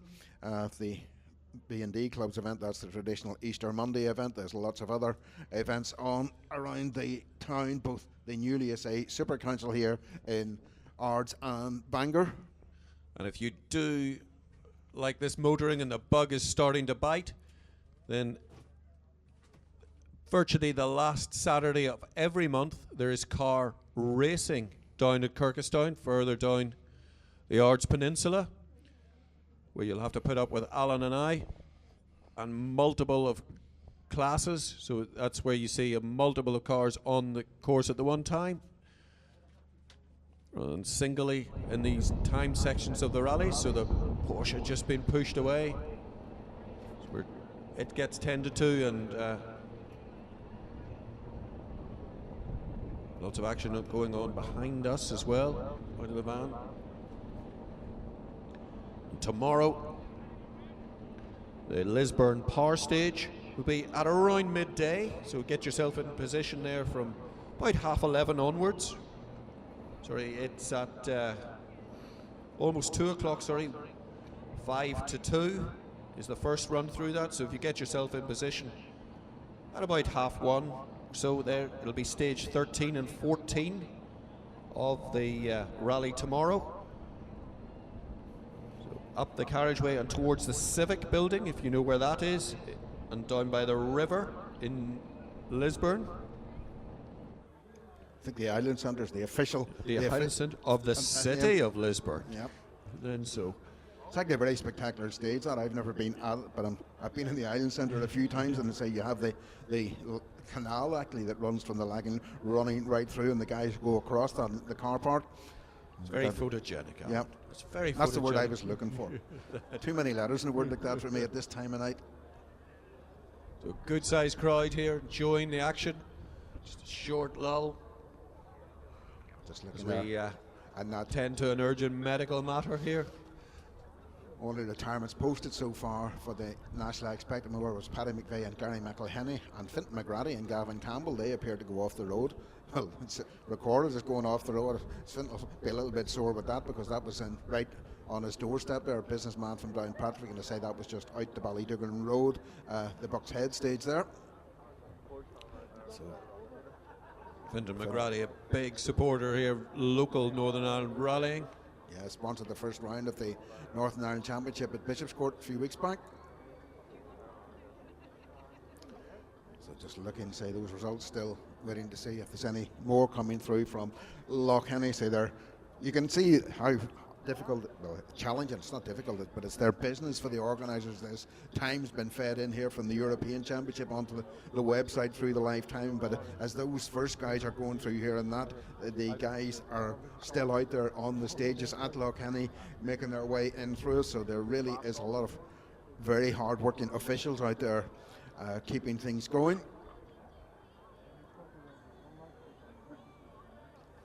Everything goes quiet here at the moment. It says as soon as we get things underway again, we'll be away shortly.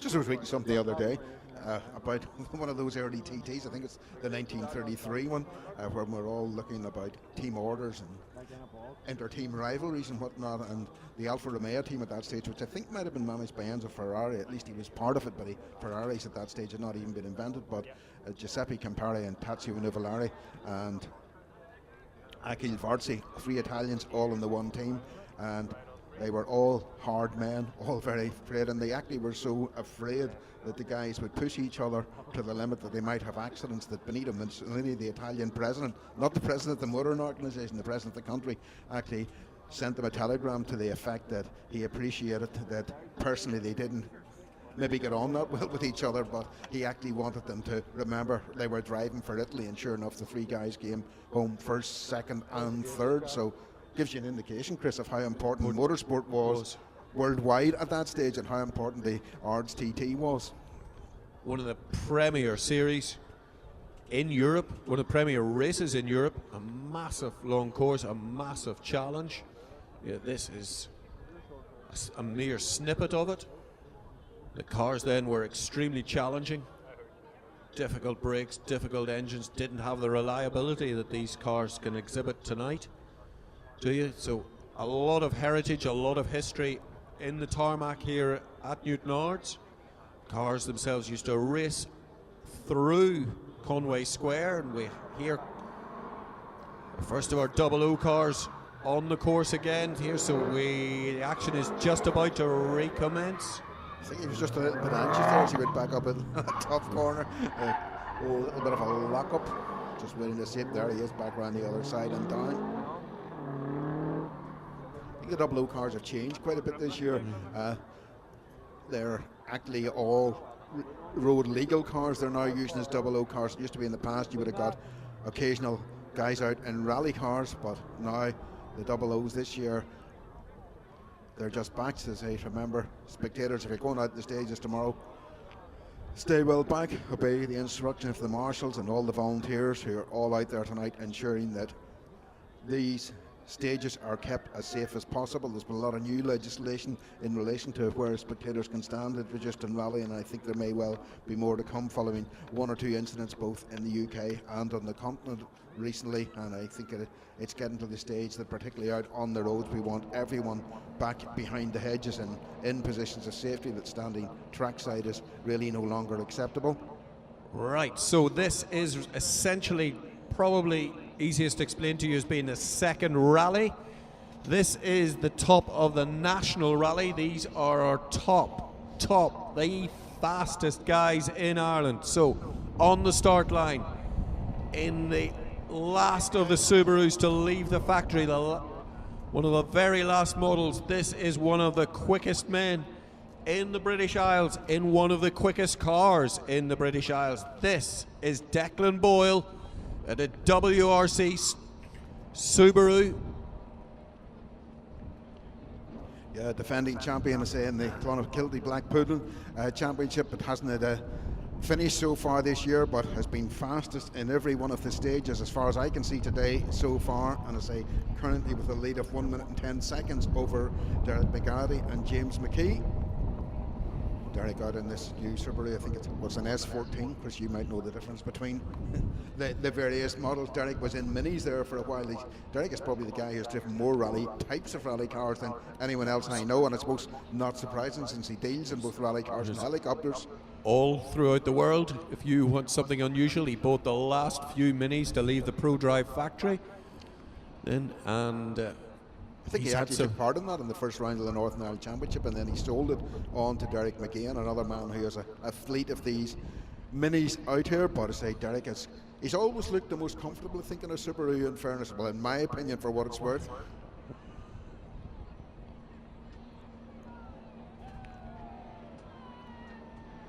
Still, we're just waiting for a few loose ends and to be tidied up. So we're really looking forward to WRC cars coming on the course. As soon as these guys get out. Top three local men, Declan Boyle on the line, then followed by Derek McGarity, and then it'll be Kenny McKinstry and Subarus 1, 2 and 3. So just stick around. We're just hopefully not far from restarting this action. This will be the national rally, running the same course, but very, very hot cars at the start of it. And then, to your delight, there will be a host of Mark II Escorts, a host of Chevettes and Talbot Sunbeams, lots of rear wheel drive, lots of drifting. So it's well worth your while.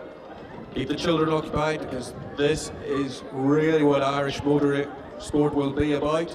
You're about to find out. I have to say I much prefer the stages this year, I think, even from the spectator point of view, because you can see the cars. I was actually looking last week and trying to figure out, when I saw the roads that were in close, where the stage was going to actually go, until I saw the programme and realised that we were running two ways in some of the streets. And I say that is made for a really interesting viewing here from the spectators. There's the view up to Scrabble Hill, just out across the yard there in Castlebone, where you see all the stones and lots of other stuff that's been used in this part of the Streets project and the Town Square project that's on. It's all been relaid at the moment. Up on Scrabo Hill, a few years ago, one of the council activities here was to put laser lights, and they were tremendous up on Scrabo Hill. Some great shots as they at night shone down over the loch. You could see them all the way down towards Mount Stewart and on down there towards Grey Abbey and Kirkhubbin. And you can see all the guys here just queued up around to go. I say there has been a little spectator emergency here. I think at the moment is why they were looking for the medical team there, so they are currently dealing with an incident. Once that has been dealt with, we'll be getting the national rally underway to complete. It's really day two. I say there was a stage, the shakedown stage yesterday afternoon, not for these guys but for the European rally guys up around the what I call the Croft Hill climb course and on up the Ballyminnock Road, and then heading back down towards Hollywood. So that actually determined the starting order for today's event. And I say then all these stages, but all the European Championship guys and girls, they will be on their way back towards Titanic Quarter into Park Fernie overnight and try and get some sleep before they're out again tomorrow.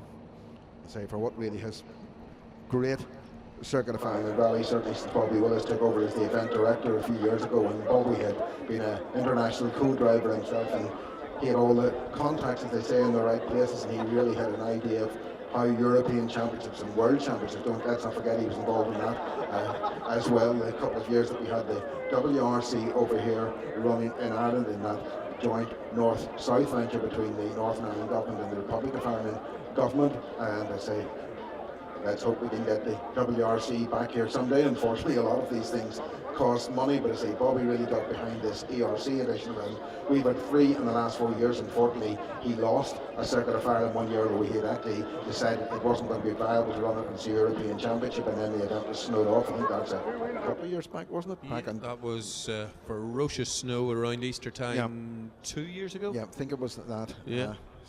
But I say came back then this time last year with this great European Championship, and now we're about to get the national guys going in. Remember, Derek McGarry there, of course, is a 5 times winner of the Circuit of Ireland, currently running in 2nd position, and let's keep our eye out there. Just run down to see if Jimmy McRae is still running, because remember, when it comes to Circuit of Ireland, when Jimmy McRae is the daddy of them all with 7 wins, including 2 hat-tricks. Certainly, I know Jimmy last night was down at Donnelly's Garage. The Vauxhall dealer's there because he's driving a Vauxhall Firenze. I don't notice him. No, there he is. He's in 55th position. 55th position, Jimmy and Ian Grinrod, who's almost been as successful in his career as Jimmy McRae. So that'll be a big wave for Jimmy as he comes through. He came back here, and we all know the circumstances that Jimmy has come back to rallying in over this past few years, but he really is a tremendous character. Just as we have the McHale dynasty in Ireland, we had the Fisher dynasties, sadly now without Bertie and Mark, and the McRae dynasty sadly now without Colin, but I say they have stayed faithful to rallying, and we very much welcome them all and thank them for that. There's Camillus Bradley, man who builds these escorts there. You can just see in the picture 109 has actually escort body shells. I think one night I remember watching on the programme for RPM, and he had them stacked up on racks. On racks there, and we'd part with them for money, but we prefer to build your whole car. And these cars are absolute work of art, and multiple of different engines in them. Duratec Ford engines, the Vauxhall 16 valve engine, these engines, Millington engines, sequential gearboxes. Very little Ford Escort left in them, but these cars absolutely fly and have become legends in Irish motorsport, and we hopefully very, very shortly are about to find out why. I think the other thing, Chris, that has changed over the years, they're no longer the old age pattern gearboxes, and quite a number of them are all bang, bang, bang, quick shifts as I call them, just sequential boxes. Less missed shifts, but highly expensive units. Very, very fast changes. Still the ambulance at work here behind us at our commentary point.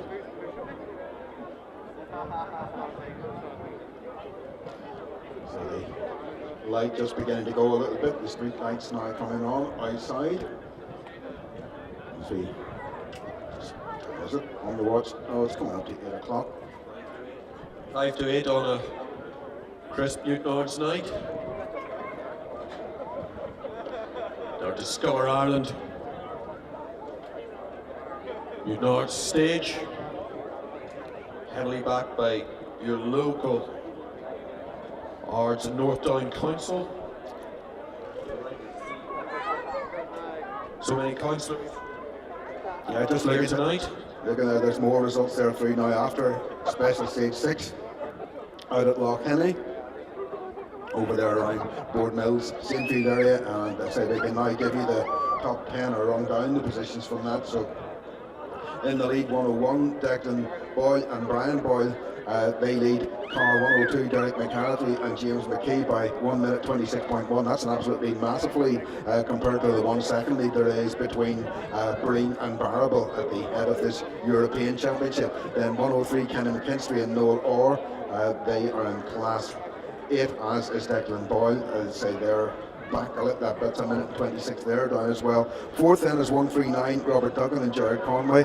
5th, and a great 5th, will you hear this, the local boys Stanley Orr and Stephen McCauley, car number 124 from Cumber, or say Stanley works out there at Clinchy, and what is it's just beside us Uncle Tommy, as I call his blacksmith's shop, so he is in a tremendous 5th position, and that is in a Mark 1 Escort.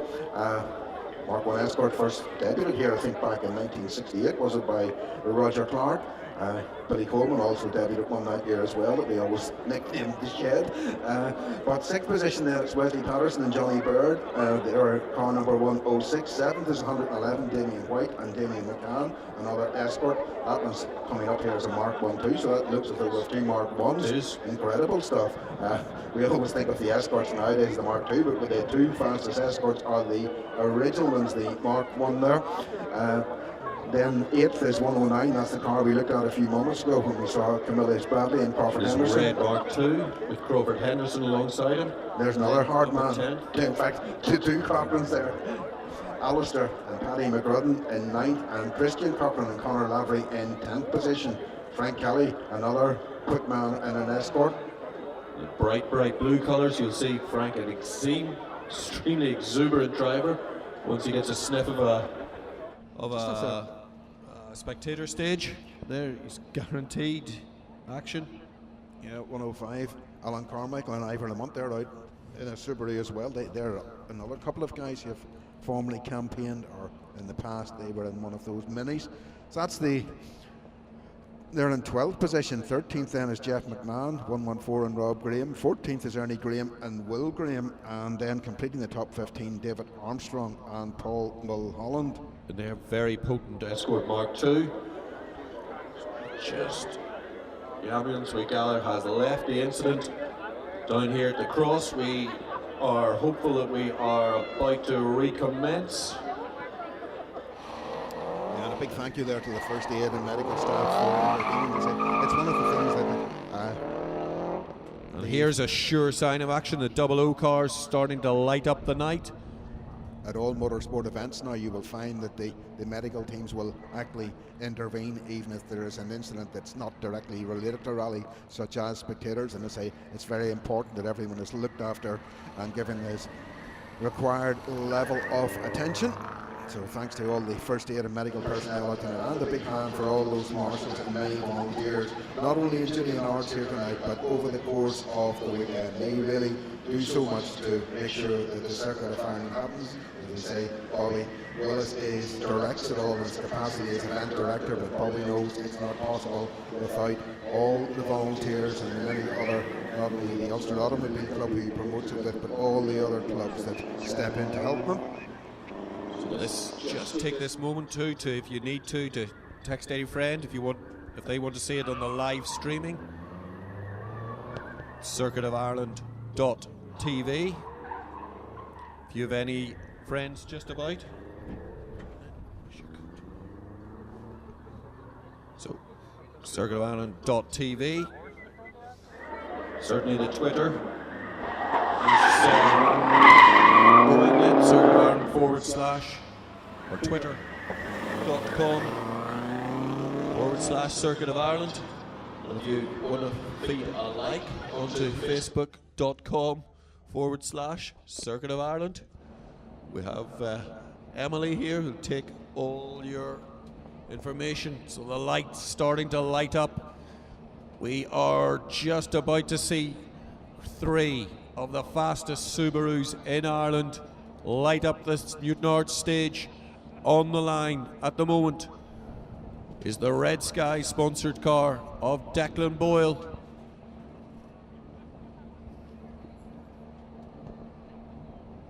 The S12B, probably Subaru's most successful model, not their latest model, but a very, very successful car in Ireland. The long wheelbase soaked up the bumps.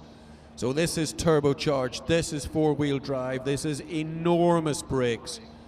This is one of the most sensational cars, an absolutely iconic car, driven by a very, very rapid man. This is Declan Boyle on the start line. The action is about to recommence here in Newton Ards.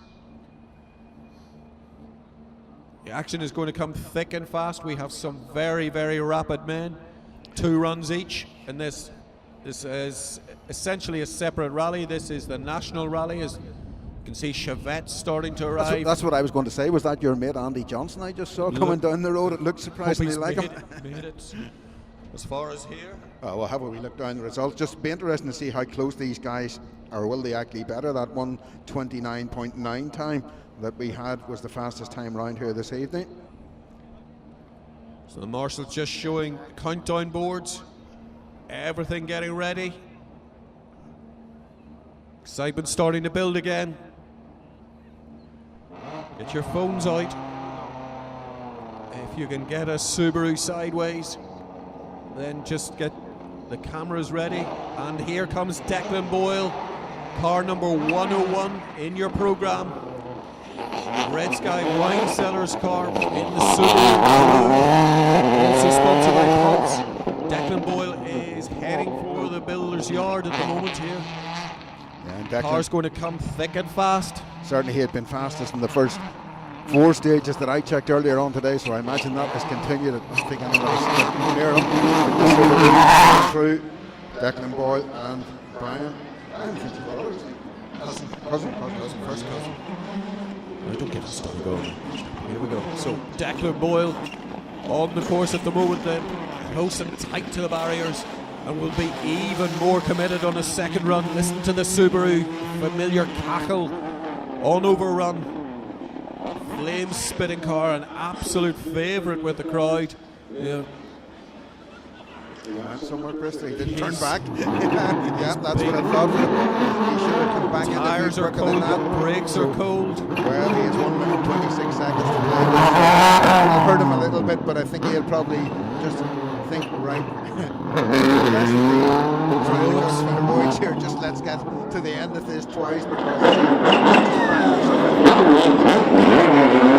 would be a real problem, but Declan and Brian Boyle go through. It is tight in a big Subaru. These town stages, really not their ideal country. They are built for the fast, bumpy stages out on the course. And this is from Glengormley. This is Derek McGarity in the later S14 Subaru, a later model. Yeah, short tail effectively. That one doesn't stop in the lights there as they go up and around into the church corner. So 102, all our national cars starting at the 100 mark. So 101 was Declan Boyle, 102 Derek McGarity, the S14 Morgan Carr's car on the course at the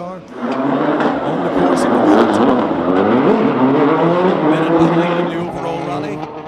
Declan Boyle just toasted it, and another Subaru on the course. This is the legendary Kenny McKinstry from Banbridge in another of these latest S14 Subarus. Kenny runs these cars as a car hire business. And he stalled it or something there. He stalled just a moment's hesitation. He tried to ensure his parking as it has done for many years. Yeah, he's starting to go into his lawnmower business there. I thought he was grass cutting when he went out that far wide, but Kenny coming through, the bandage fire comes up through.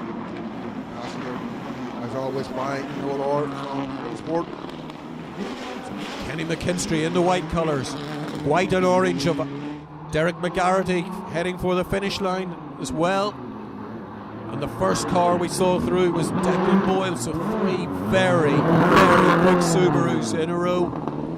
Excited for the Subarus up round there. They're finding it harder than what the Aussie cars were, there's no doubt about that. See the flames spinning out of the back of it. And this is Alan Carmichael. We saw him before last year in one of the WRC minis. Didn't really get on with the gear change up on the column. This is much more familiar to him. This is the paddle change of the Subaru he had before. So welcome to the start of this match. Navigated by Ivor Lamont. Just maybe we should explain the role of the navigator. I suppose you could really describe him as the office manager. He actually keeps not only calling the notes through the stages, but they make sure that the driver doesn't check in early or check in late. They actually calculate the fuel and all that goes in, so the navigator is really the manager of a rally car. In fact, I think it was Max Mosley who many years ago said about Arnie Vatten when he was contesting for the leadership of the FIA. Sure, Arnie was only the driver of the car, and everybody knew it was the co-driver did the work. Not sure the drivers would share that view, but so a lovely piece of work there by Alan Carmichael, just getting a Subaru rightly crossed up, but just catching it at the last possible moment. So really good show, and see it again. Down in the tight stuff, this is Alan Carmichael, and we have the first of the Mark II escorts on the road. Wesley Patterson. It's Wesley Patterson, 2.5 litre Millington 4-cylinder engine, the most powerful 4-cylinder engine that you can possibly squeeze under the bonnet. One of these Mark II escorts, and this is producing just around about 300 brake horsepower through just the rear wheels. So this is why you see this absolutely tail-out style. It's getting the grip onto the road. There's so much power in this car. 106 Wesley Patterson. Excellent. The camera there going to the top of the head. Great pictures, great atmosphere here for the guys out there on the cameras coming down through. Wesley Patterson again goes down and now into Old Cross for the other way. Yeah, and if you have your camera out, you're more than welcome to tweet us those photographs and to send them to us on Facebook, because here is Mr. Taillight himself. This is Frank Kelly, 107. The master. You've seen him on other RPM productions throughout Ireland through many, many years. So if there's a guarantee that of a taillight, this is probably your man. Wasn't Frank the one who had the massive jump last year in Hamilton's Folly? Yes. So this transmission, unfortunately, been allowed, but I think still the record will leap up there. So Frank absolutely loves these spectator stages. You're about to see him get. And the spectators loving him too, urging him on there as he heads up the hill towards Francis Street and into. So light bright blue escort coming your way, cheer him on. He really responds to that, so cheer him on. Absolutely tail out, Frank Kelly, 107. Oh, perfect. Tail out Mark II driving. So down in towards the spectators at the Old Cross. Gets it sideways, just keeps it all tidied up. So Frank Kelly it is, heading for home on the first of his 2 runs. The familiar little dive the other way there briefly just to get the tail setting up and give them a little bit more room so it wiggles about a little bit, but that's the way you drive an escort. So this is David Armstrong and another of our quick escorts on the course at the moment. 108.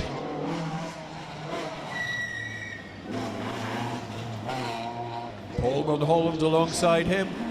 So 108, another of our very, very quick escorts.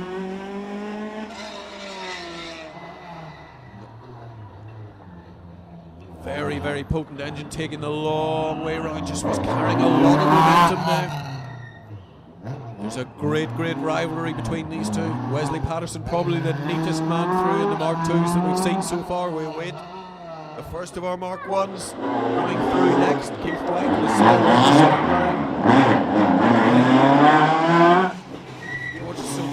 Armstrong, another of our top Northern Ireland competitors on the course at the moment. This very rapid Mark II Escort. So the car's coming thick, the car's coming very fast. This is where you will see the action at the moment. So car number 110 on the start line at the moment. This is Alistair Cochrane. He's currently in 9th position with Paddy McGrudden navigating him. Car 111 there, then behind him is Keith White in this very rapid Mark I. He's done so well in the local Northern Ireland series over the last couple of years. So Alistair Cochrane it is on the course at the moment. That's what I'm going to say. There's just a little bit of mud there they go through, and then they go over this concrete floor. The 2 little tarmac ramps they were putting on early in the week. Now they go across the car park into the right-hander, then up and another right-hander shortly. Then they swing round to the left-hander that brings them down onto Court Street. They're approaching shortly, heading down towards the gates there, past the FP McCann concrete tar machines there that they mix something in for. As we watch Alistair Cochrane there on the start line now, then is Keith White, another of our great showmen. So just let's see if we can follow Alistair or Keith White on the start line. Cars starting to come thick and fast. Mr. Cochrane in the Mark II, a familiar grunt of a BDA.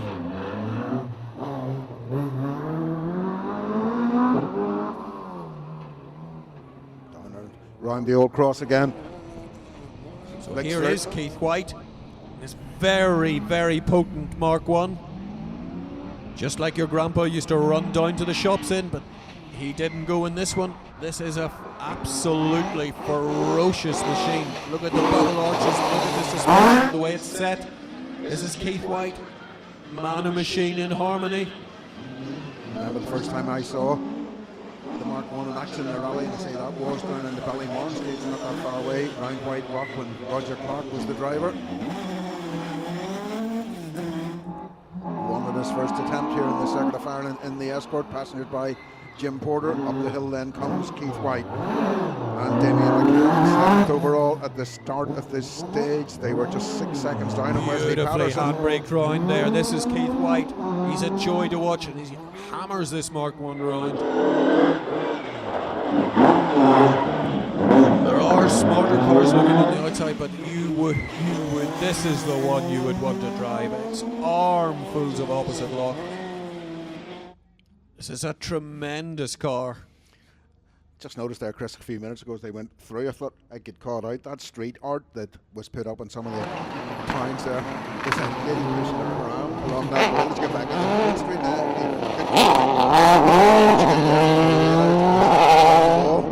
now. So here is the rerun, or the second run rather, for Declan Boyle. This is the man who leads it. It's nice. Don't think we'll have any times up yet here for the first time through Newton Ards. What he gets. Again, we're going to get a flock of these Subarus, so if you get your cameras ready, we're more than welcome. Oh, and Boyle slows on the course at the moment. This is crucial. Oh, surely the whole rally could hinge on this right in front of your eyes. He's got it all stalled it in the slow corner. He's got it all going again. It's time to make up. Surely he has to make up this time, Alan. Well, I think he's okay. He can go, but Declan will just dread any mistake because he's led every rally he's taken part in this year, but had 4 finishers in both of the 2 championship, non-championship events, so he just wants to get this home. Not so tidy again, so hunting him down on the course, it must be Derek McGarity. That's pressure getting to him there, just that once it starts going on. We all have days in the office like that, so here comes McGarity, he's right on his tail. There's the he lady can in the pram sense in the blood. background. So McGarity it is, following him in the orange and white Subaru.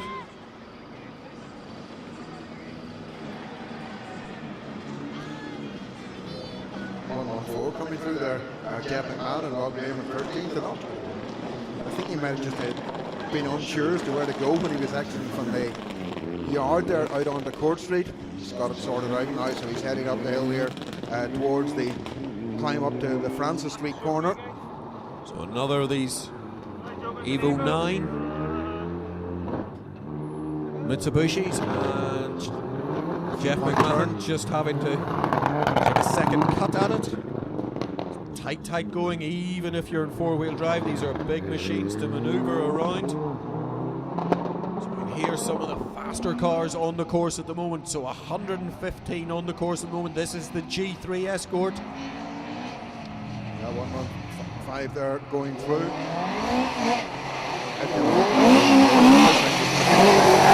It's coming through to see if we can spot them there. Beginning to feel a little bit inside here. Barry Savage. Yeah. Yep, it is. Paul Killen it is. Barry Savage alongside him. Yeah, Paul's a local man from down Patrick. He actually was going very well in the Buckshead stage this morning. That's just right out his back door, literally.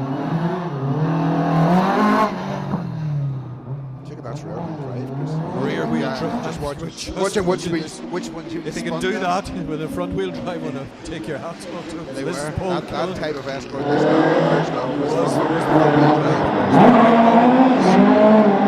rear wheel drive, all the mechanical side of the Mark II, and here is the one and only Darian in the rally. This is Desi McCartney.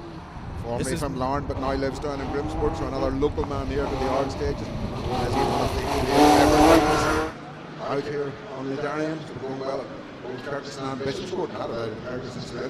A couple of weeks ago, Chris. Yes, this car's so low you cannot see over the straw bales. So Desi McCartney, very experienced driver. 2.5 litre Millington engine, the same one as you saw in Wesley Patterson's 40th position at the start. So 40th position at the start of this car race. It's a very spectacular car. Built as a road car, originally this design. Desi's brother Ronnie, a former winner of the second of just stalls that big Millington engine down the hill. Yeah, there's a Hewlin box there that's more racing. Just a little bit into the gears, but Desi really enjoys driving it. Flings it through. It's an absolutely awesome machine. It's built for nothing else but this rallying. It's absolutely. It's quite a wide little car. It'll be interesting to see coming back down the toll. I think that's the route they're coming back down. The next man on the screen then is Wesley Patterson. Similar engine under the bonnet. This time in front of the driver. Desi McCartney was sitting behind the driver. This is Wesley Patterson's second run through. Car number 106 we're focusing on the moment. ProTech Escort. 2.5 litre Millington engine. Wesley Patterson. He's put on a marvellous show. Newton Ards really starting to light up. The top drivers in Northern Ireland in the top cars.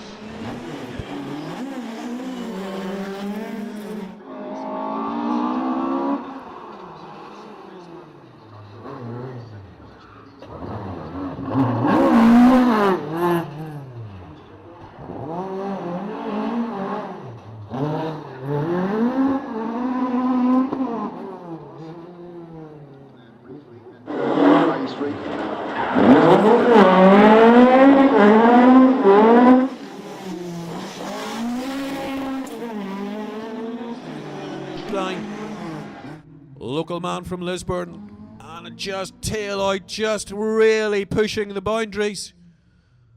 This is his second run. He's really starting to feel his way, and he feels time must be made up on this. And here it comes Frank Kelly again for his second run, car number 107 in your programme.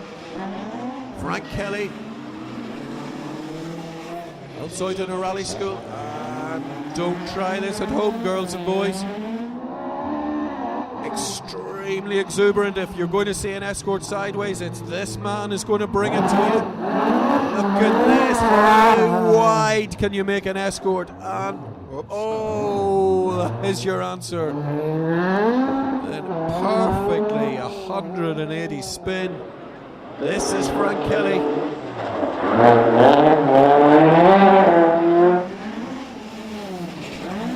Just enjoying Irish tarmac rallying.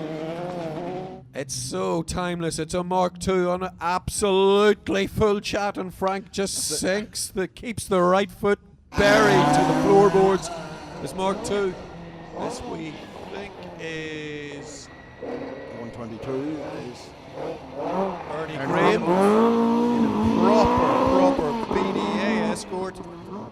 So if your dad told you what a BDA sounds like, this is it on full chat. This is Ernie Graham. He campaigns this car in the UK. He campaigns this car in mainland Europe. Certainly plenty of rallies in Belgium and Germany. His son alongside him. Yeah, of course, stands for belt driven assembly. It's just really how the camshafts were driven. The first of the Ford Cosworth engines, they have the camshaft driven by a belt on the outside. And it became a generic name for this huge sound, the wall of sound that you hear. And he just arrives in the old cross there. Thought he was going to go for a haircut, but gets it out of it, climbs up the hill. And down the hill. Fell McElroy's on duty up there at the top of the hill, so fell on the team. Well done down. That place under control. Spins round again.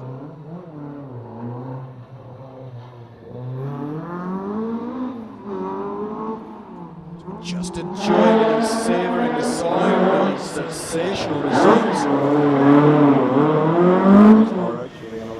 Getting appreciative comments all through Twitter. Wiley, who featured in that programme about Northern Ireland homes a few years ago. Home of the year. Home of the year. He's too modest to say it. He's known for his modesty. Absolutely. So car number 110 on the course at the moment. That is Alistair Cochrane on his second run. Alistair Cochrane it is on the course at the moment.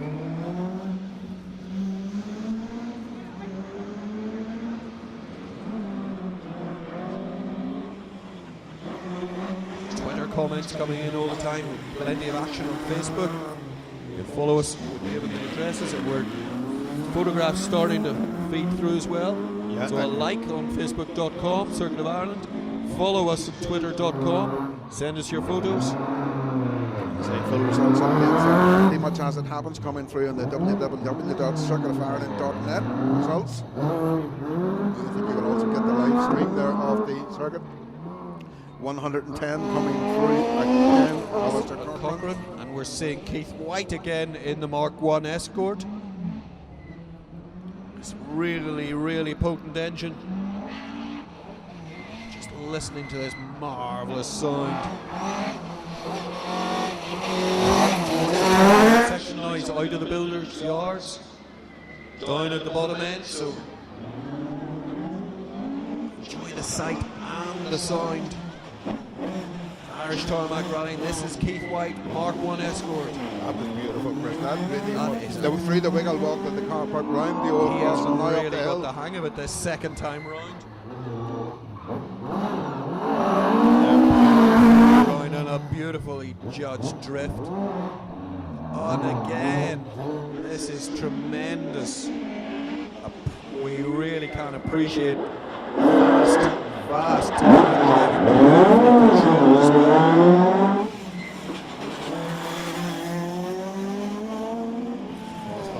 Bombs it up Port Street for the final time, and another great exit from that corner as he gets up to the final little wiggle there through the bales and into the car park, and that will complete the stage for him.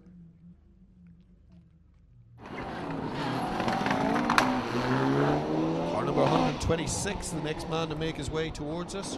Yeah, I think we have Stanley Orr. Stanley may have gone through they went through anyway.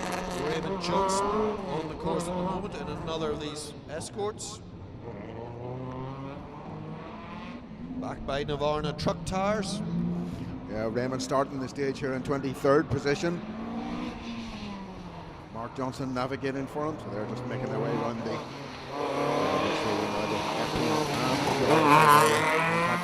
on this project in Newton Ards, around Cumber.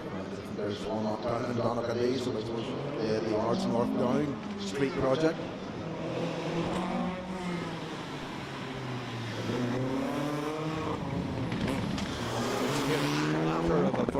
plenty of machines. Yeah, that was a Subaru definitely going past us in the other direction here. Could have been McGarity, seemed to be run, or else we missed him, yeah. Didn't pick him up. Certainly a clatter of different cars, different eras on the course at the moment. It's great to see such variety brought to us here. These guys competing in the North of Ireland McGrady Insurance Championship is unfortunately not with us after that off earlier today in Buckshead, the very first stage. Jeff and McMahon. Here's your friend here, I think, isn't it? I think this is 127. Lee Johnson Anthony Johnson from Clinchy, another local. from Palinchy, the coffee magnet. This is ex-Penty Auricola. He owns two of these cars. I'm not just sure which one he's brought out to play tonight, but he certainly owns the ex-Penty Auricola Circuit of Ireland winner. Started in 27th position here overall. Remember, these guys also, of course, running in different classes, and is so happens he's in Class A. Which is for the really historic cars. HSR Chevette. If you've never seen one of these things, it's absolutely beautiful. Ran head to head against the Escorts in the line. Owns two of these cars. This is what Jimmy McRae would have been out in his heyday. You can see he's coming out later in a Forenza, which wasn't really a particularly successful rally car of its time, but it certainly gives Jimmy a lot of crack. But Andy Johnson very, very fast up through there. 2.3 litre Vauxhall, next with the blue colours on the roof, number 162 on your programme. Really, that's Sean Rayner and Jacqueline Deere.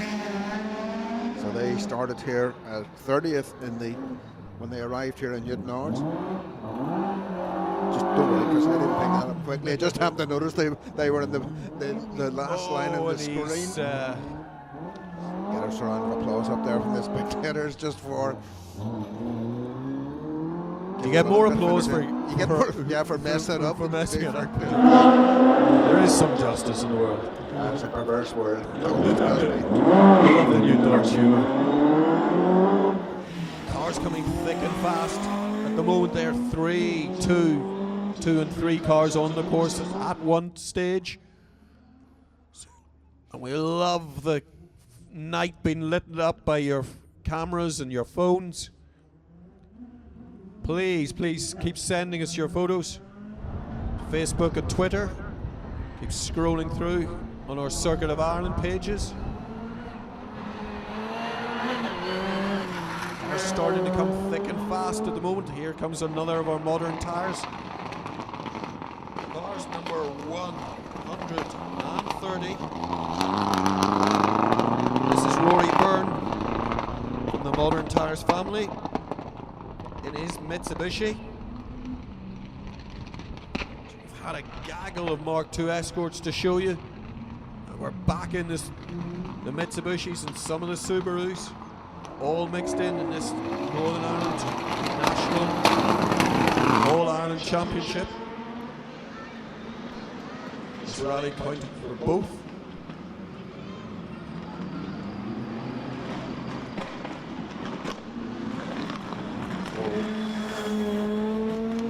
R130 still coming through here.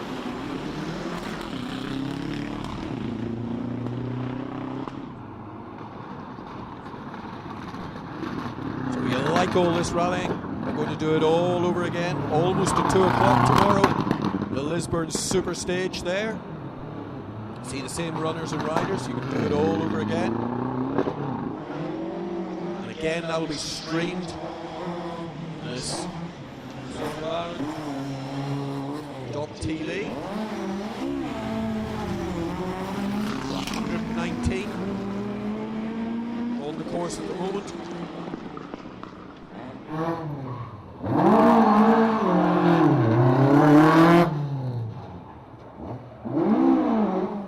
Brian Davies, another local man, one of Camillus Bradley's escorts. Camillus has passed through. We haven't seen Brian Davies, one of the exuberant drivers. showman on the Newton Ards stage last year. This is the first of his runs through, so we believe.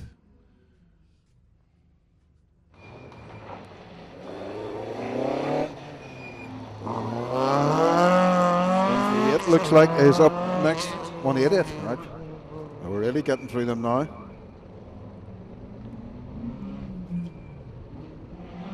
Chris Sims.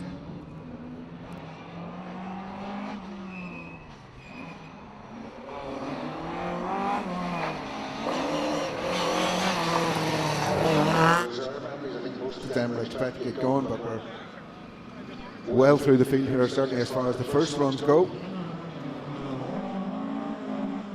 Watching Chris Sims, his Mark II.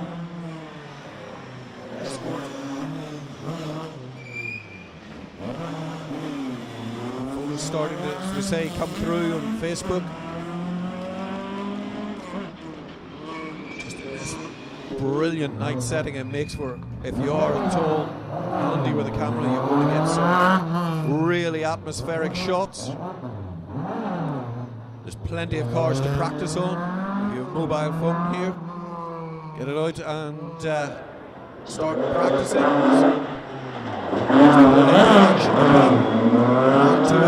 See if you can just, if you're new to this photography, just time your click when the tail is out at its maximum.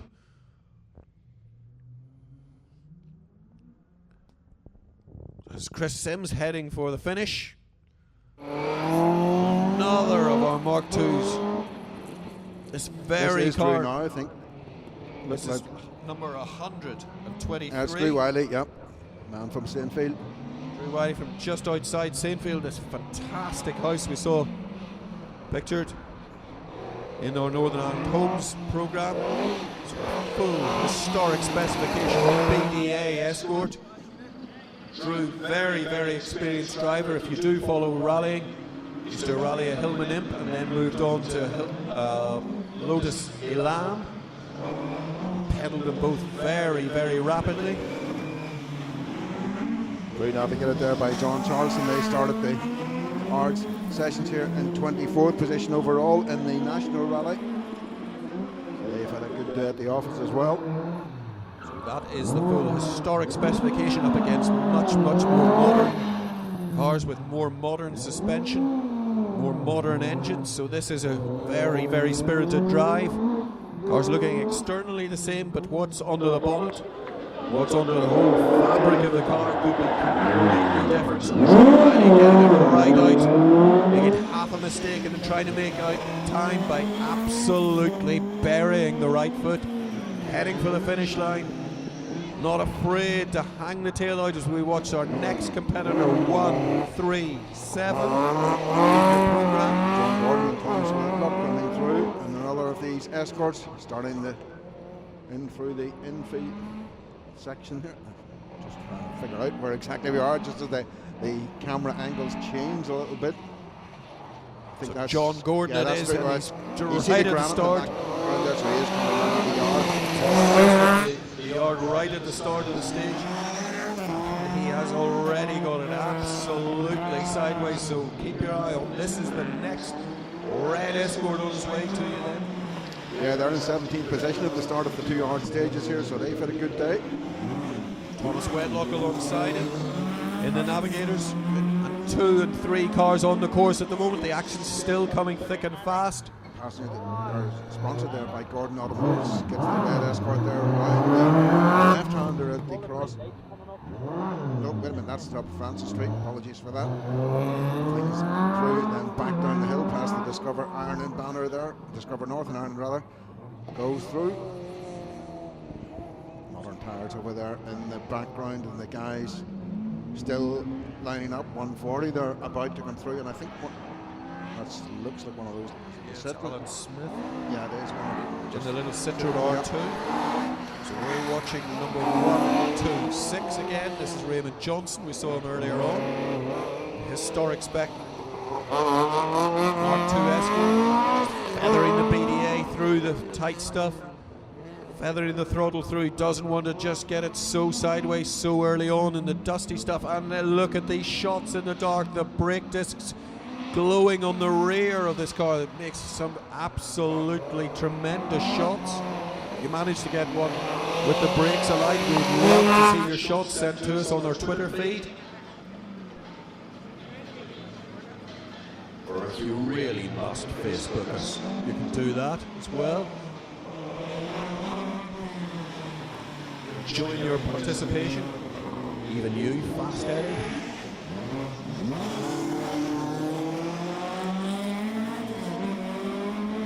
Raymond there, who started the Ards stage, is in 23rd position, out on a second run through. Francis Street turn 1, then 2, and then back down the hill. Till of course it's much steeper than what it looks like there if you're watching on stream. And even though it looks pretty steep there too. Yeah, it's just, you know all about it, you're pushing it proud. Fair play to the others here. Just get it right out sideways. Raymond Johnson, we're watching. Plenty of action elsewhere out in the course. We can hear the crisp notes of our two escorts who are watching. Car number 140, this is the little C2R2. Citroen, driven by Alan Smith. Family firm RJ Smith Engineering on the side of it. 25th position overall in the rally at the moment. 1600 Citroens, really pedalled quite quickly for all the size of them. Just got it neat and tidy. Front wheel drive. If you see the tail stepping out, please step back.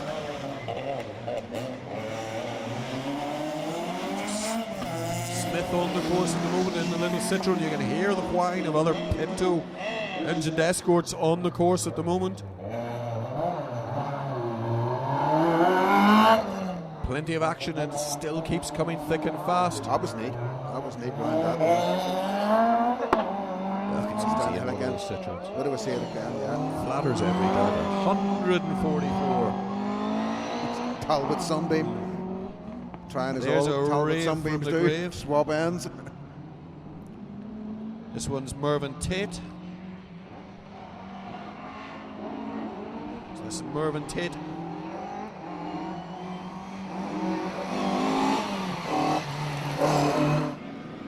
Yeah, he's 38th overall there at the moment.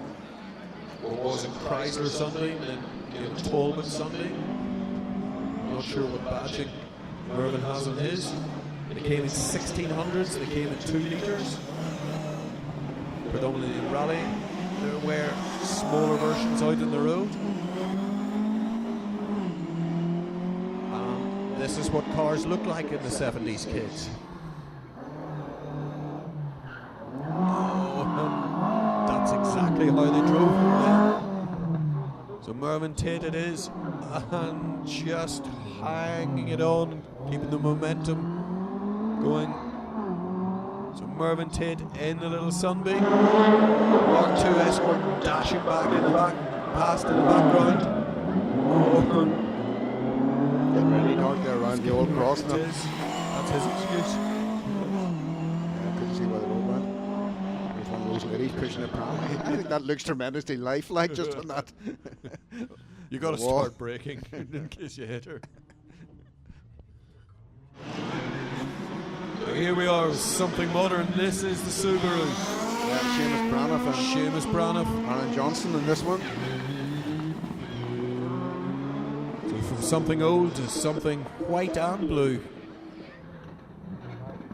We're getting 3 and even 4 cars on the course at the moment, so this is tremendous feat of organisation. Yeah, this crew here, they're in 26th position. Just a little bit of too much handbrake there as they went around up and coming down the hill again to the old cross. What's that? That's 138, is that? No, 148. This is one of our more modern Peugeots. Richard Tannehill and well, I just want to check the result. They were top 10. Richard Tannehill used to race Formula Ford cars very, very successfully. 18th. Heavily backed by his father, Jimmy Tannehill, well-known local motor trader.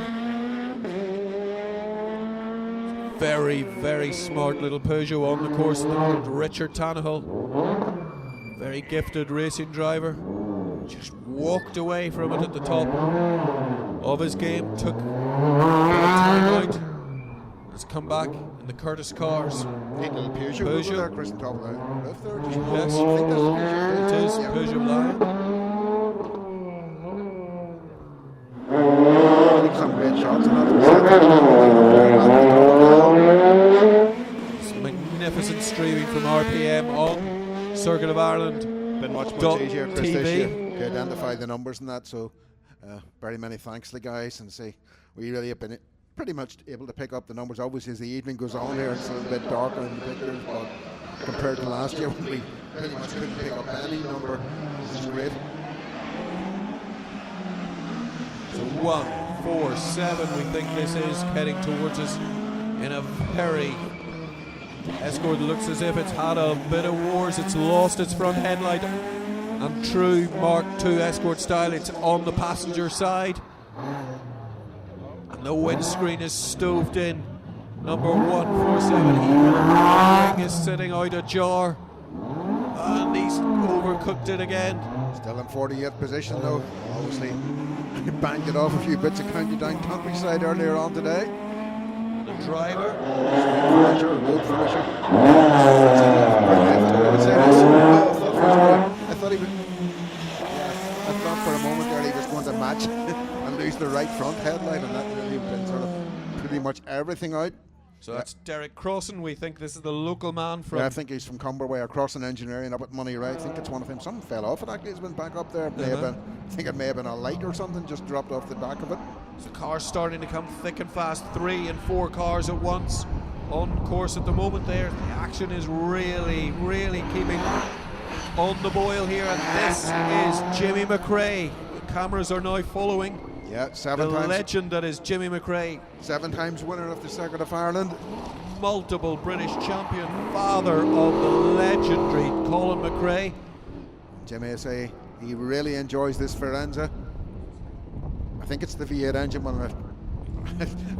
It is more power than grip, that's all I know looking at it. So Jimmy will be pedaling it and chucking it around. So let's see. I'm giving a big Ards welcome and giving him a round of applause. He goes through his side.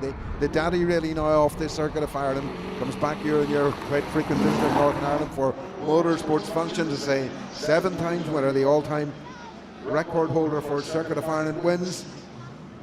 Goes through. Overall winner, of course, the Circuit of Ireland this past few years has been the European Championship, but Jimmy out here in the historic class climbs up the hill from the Old Cross to Francis Street. Let's listen to the rumble of this. We think this is the V8 Firenze. This is the V8. Listen to that. There is no sound like this, like a V8.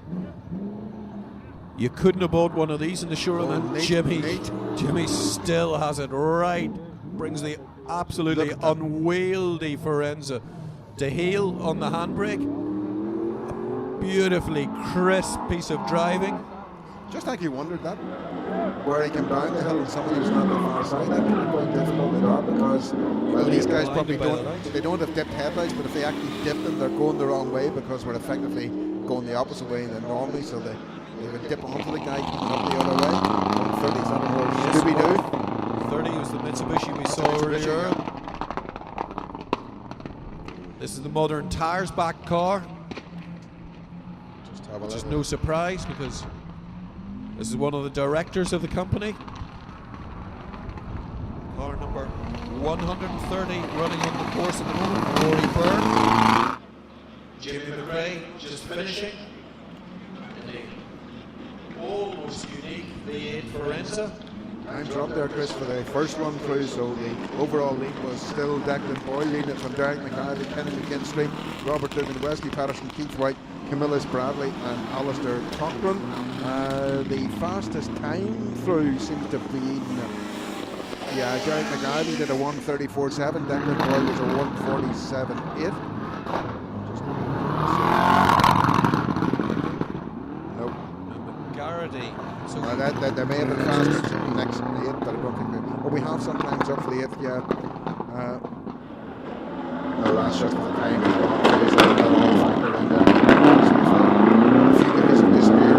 It's somewhere along the line. So I think there's still a couple of times there surely to come through in that one. So we'll not pay Just too. to give you a bit of context, if we could have some of the Mark II times there, Alan. We'll go Wesley Patterson Well, did back a to the stage 141. before. Yeah. Just some picking out some of the Wesley faster Patterson was estimates. a 142.3. Keith White, that was the one who was incredibly neat, 140.2. 140. Emilius Bradley was 148.2. Alistair Cochran 145.6. Frank Kelly 146.6. And Alan Carmichael 145.6. Some tremendous times. Mark 1 and 2. We're watching car number 138 on the course. It should be. Yeah, there still are some other times to be slotted in there. Next Chevette, this is actually Andy McCormick on the course at the moment, and a little distinctive shape of a Peugeot 205. This is what Peugeots used to look like. There was a memorable Top Gear only a few weeks ago. 205, a car that really revitalised Peugeot right throughout Europe. Very sporting little car to drive. Just looking at that first stage result there, the first run through, that meant that 13 seconds to McGrath, he pulled back on Declan Boyle, and he remember he had another stop on the second one as well. Yes. So it's not all over yet. He came into Ards here with a 1 minute 26 second lead. That was cut to 1 minute 13 in the first run, and I expected quite a bit more second time through. Yeah, and this is one of our Scottish competitors. That was neat. Ross Hunter. Goes so well in Scotland. There is a series restricted to these Peugeot 205s.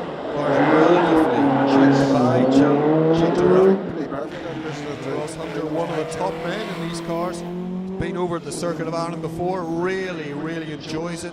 Scottish We're Saltire really there in enjoying. the roof of the car as well. I think that's the clue, Alan. I think That's that's the clue. that's us, yeah. So here we go. Another of these Fiestas leave the line.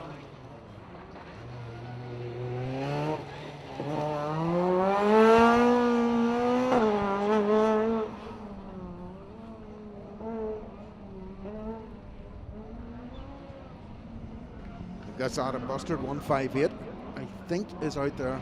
Yes, this is Adam Bustard, one of our top junior drivers. You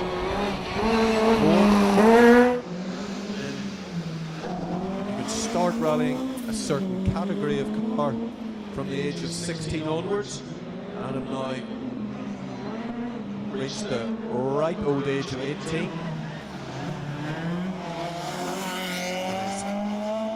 Still battling with the fellows he was battling with at 16 years of age. So Kyle White, another of our top young men starting to come through, but this is Adam Bustard. Yeah, young Crichton was there too. I'm not sure where he actually started. He was in the reserves of Gone. I'd say those three have pretty much come up through that junior category together. Some superb photos starting to come through. Daylight showing underneath one of our Subarus and Scrabo Tar in behind. So all these photos to view on Twitter. Some great ones on Facebook as well.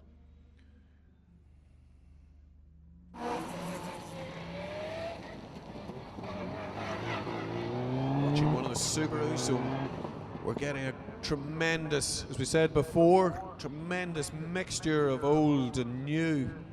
There really is something for everybody at this year's Circuit of Ireland. Completely different sounds roaring around the stage here. Thankfully drowning out my voice. There are throaty roars of Subarus, flames, brake discs blowing. Do still have your cameras out. The darker it gets, more opportunities there are to introduce more colours into your photographs.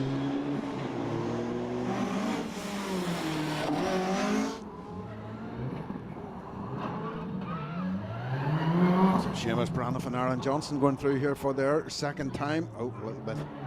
Well, not quite. Round too far. Got away with it okay. Heads back. Yeah, four-wheel drive and a big yank of the arm lock, and the Subaru came around in response. Seamus Braniff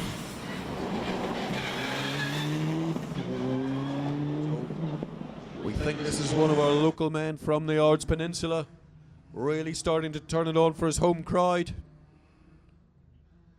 Seamus Braniff, one of the latest Subarus.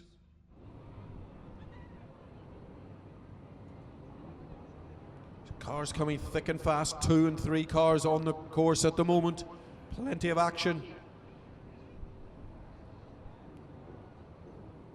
Plenty of comments coming through on this social media.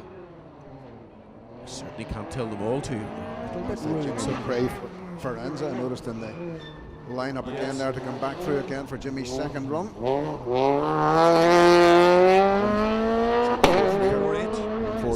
I think this is Richard Tannehill again. So Richard Tannehill in the Curtis Cars Peugeot, Coleraine and Ballymena garage, all from the windy country up there. Tannehill really starting to wring the neck off the little Peugeot. Much more standard specification than we've seen of some of the heavy escorts we've seen. It's turning in similar times. Absolutely brimming with electrical technology. Richard, a very, very handy driver.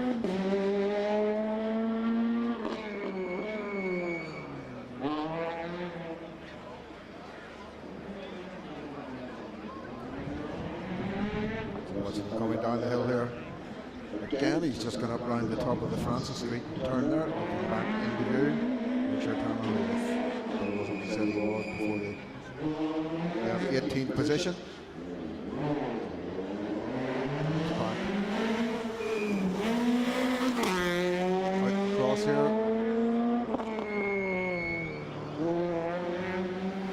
Next car on the course at the moment is another of our Mark II escorts. This one, number 164.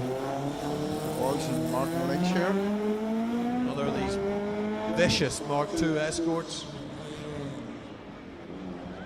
Mark II's absolutely iconic. Big 15-inch wheels to accommodate even bigger brakes.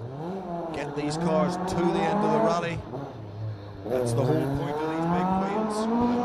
And as the wheel size increases, so does the size of the arch to accommodate them, and I can just see a beautiful BMW. So that historic car starting to come through as well. So another Talbot Sunday, all shapes, all sizes. We're heading towards the back of the rally now.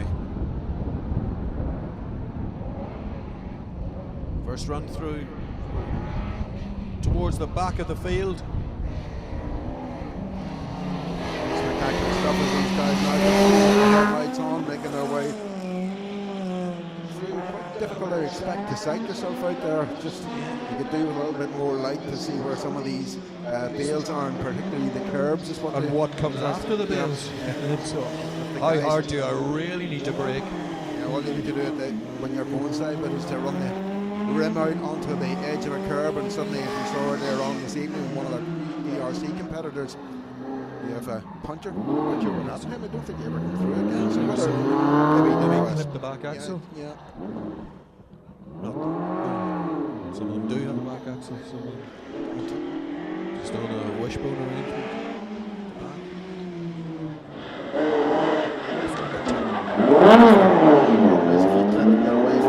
It's very difficult to get it going with the tools you carry in the car.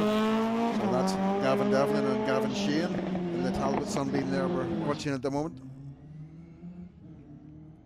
So heading for the finish is the 70s car, the Talbot Sunbeam. And here is another one. This is another of the Mark I escorts. Lights just starting to fade badly. This is a proper night stage now. There's not even a twilight. This is skilled rallying, a man who can push 70s car to its limit. Jimmy McRae's back on track. McRae, and you can hear the V8 Forenza on the course at the moment. You have the delights of Jimmy McRae heading towards you. The Forenza, wave your program, wave your arms in appreciation. This is your last chance to get a photo of him in Ards at the moment. So Jimmy McRae on the course at the moment in the Forenza.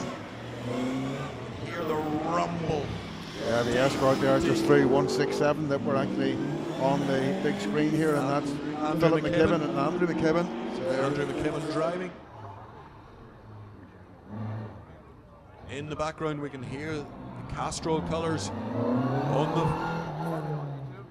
Jimmy McRae's V8 Forenza. Andrew McKibben just easing it round the corners. And is McRae catching him? Or is McRae in front of him? Why do we know?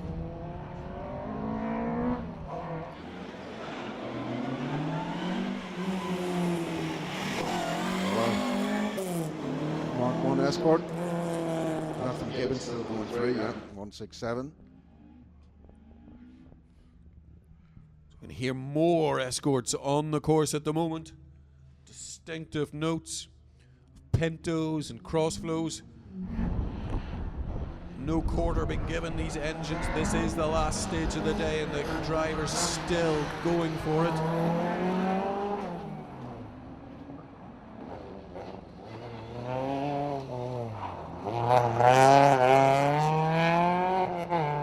More Fiestas, more modern machinery mixed in with the classics. The headlights and the lamp pods, these are making spectacular photographs, making their way. Share them with your friends, share them with us on Facebook and Twitter. The stage is starting to clean up, the dusty stuff is gone. Some of these later times might surprise you by buying so quick. On the course at the moment then, 184. That's Neil Monaghan and Jamie Monaghan. They're heading through. Just looking there at some of the stage times. Still no times up to say for Declan Boyd and Derek McGarry, but I assume the stage okay. It's Kenny McKinstry showing us the top of the leaderboard at the moment, but we saw Declan Boyd going through. We didn't see certainly Derek McGarry going through, but we assume they had gone through unnoticed by us.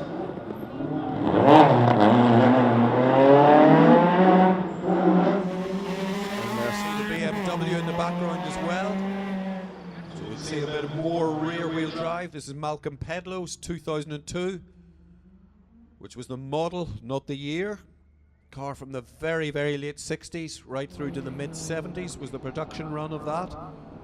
Still some more cars settled through. Bitter disappointment for Robert Woodside. The Porsche, the only ones who really saw it were the start line marshals. Car number 169. 2, 3, 4 goes in the corner. 169 there, that is Ivan Marsden. Oh, I wasn't going to embarrass him. Ivan Marsden it is. Down Whitehead way. Well, that'll explain it. So, Ivan Marsden it is. Marsden down the hill.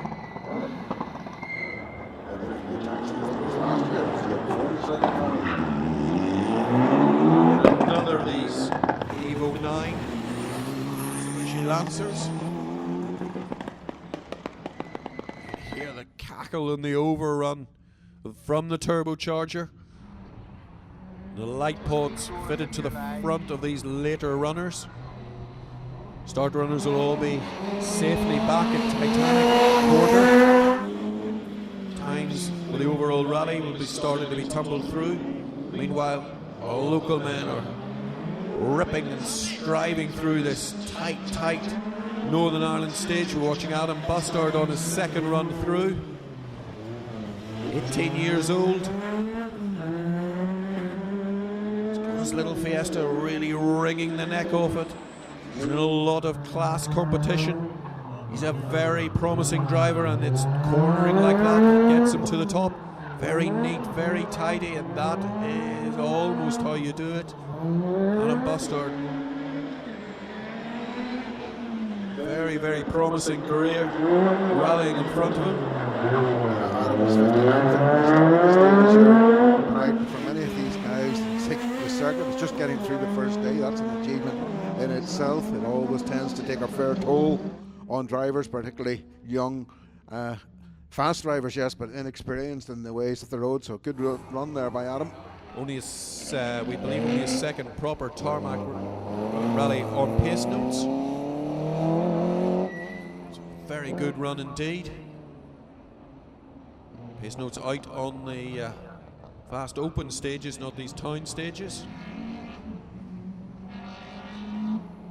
You can hear multiple roars of escorts as we're going around. There's some very, very powerful Pinto engines.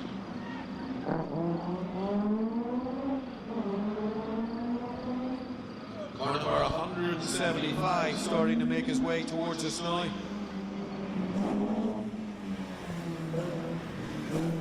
It's another of these little Peugeots. Yeah, that's Marshall Kennedy and Wendy Blackledge. Wendy Blackledge, one of the not only top navigators in Northern Ireland, but also was the top official. So Wendy, also a qualified clerk of the course in that, runs events down in a skilled way, tight through there, managed it safely. 207 Peugeot. New car around Newton Ards here. Stage enters its twilight stages. Just a few more cars to go. You've sat this long, let's see it through to the end.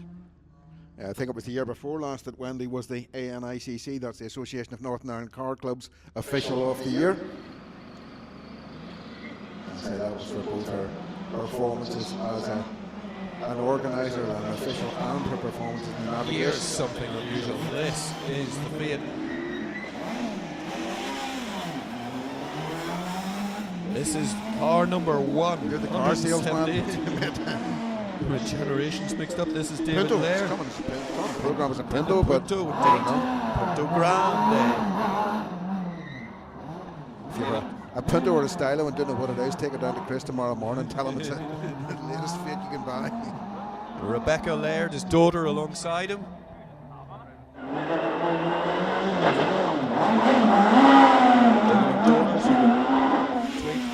Emily beside me here. Twitter, and Facebook. Certainly something away up the hill. So that's That's a severe rate of knots. facebook.com/Circuit of Ireland. Certainly have to go through.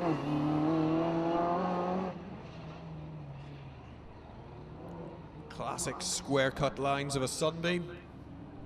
Slab front on the front. Square headlights. Unmistakable sign of a 70s Sunbeam making its way towards us. We hear cars roaring round. Newton Ards still. Wiggle wobble there in the car park as they head up the Go across for the first time. This is car number 165. Yeah, Mark Robinson, Brian Galbraith. Just Advisor Robinson, the front, not Mark and Brian, you know.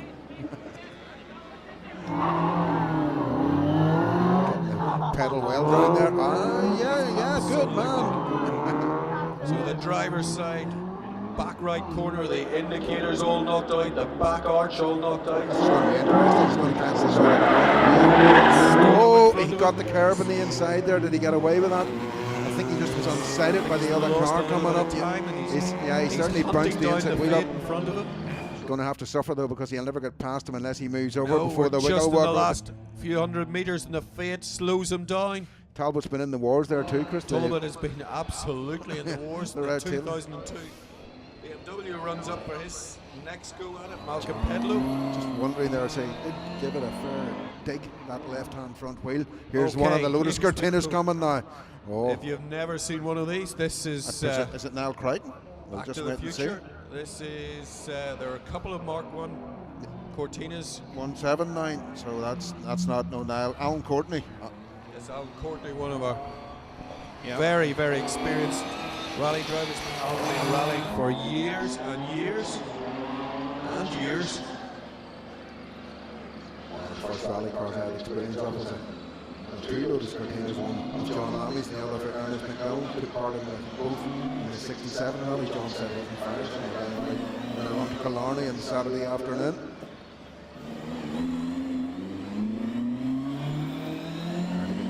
Man and John Lammy, of course, another man who had a connection with Newton Ards, used to run the Material Lammy factory at Northern Ireland Carpets as it was out down South Street there at the Cumberland. So Alan Courtney, we're watching number 179 in your programme. So plenty of few more cars here at Newton Ards tonight. Alan Courtney, Mark 1 Cortina. The original twin tram engine there.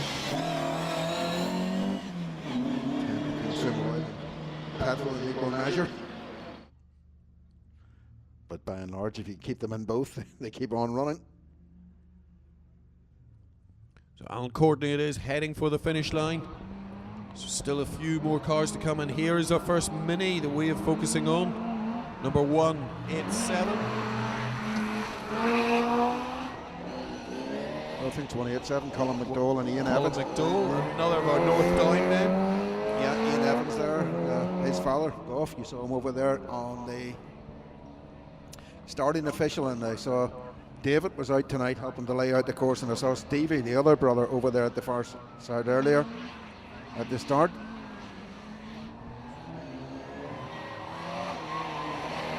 That's the Mini coming through, and made famous, of course, in the Circuit of Ireland by Paddy Hopkirk. So you've loved what you've seen tonight. We're going to do it all over again at Lisburn around about 2 o'clock. So if you can be in position on the course, there's some brilliant banking making spectators, and this is all down towards the River Island section of Lisburn. If you can't make it there, we're going to stream it again at circuitofireland.tv. So if you have any friends and you happen to be out of town, they can catch clips of it, circuitofireland.tv. So Colin McDowell in the little Mini Cooper. There's the applause there going through. Everybody loves a Mini. Tony Kelly here with Chris tomorrow as well. Tony Elliott, familiar to you, and if you watch the RPM programs. Tony is a girl. So yes. So for all those familiar with it, we're coming towards the end of our transmission on circuitofireland.tv.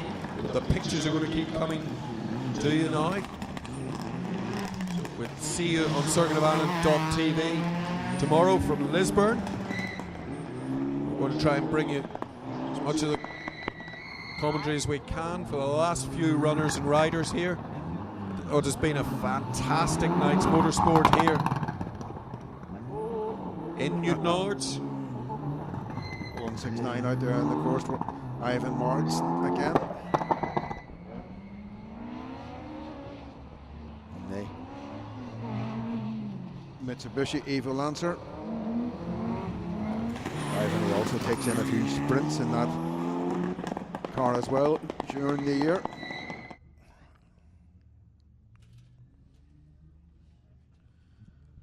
So still, these fellows, this is their first and second run through. There's no quarter given, and it's getting darker, but they're really, to these fellows, then the chips are down. Well, Number 176. That's Fabian McAleer and Stephen Monaghan. That's crisp sounding, Chris, as it goes up the hill there. Let's see how he gets it right.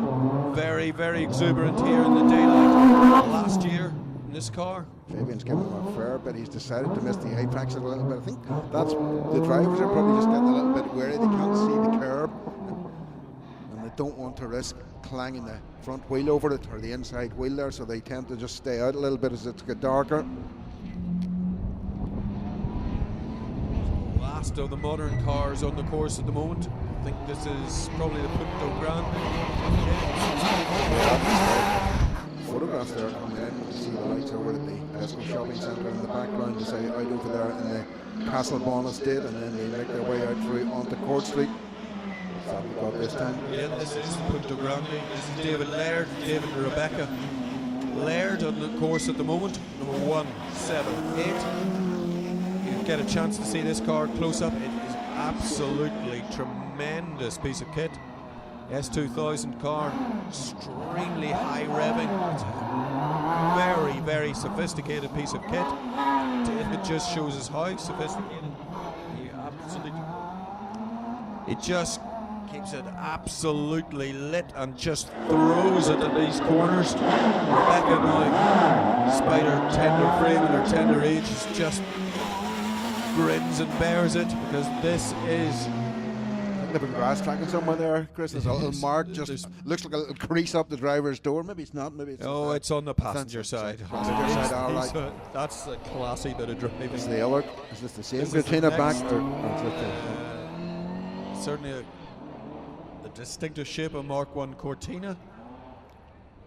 I think this could be Alan Courtney on his second run. I think it's Alan and Jim Hill. In the second run, we'll just wait to see as they come into view. That's it, possibly can.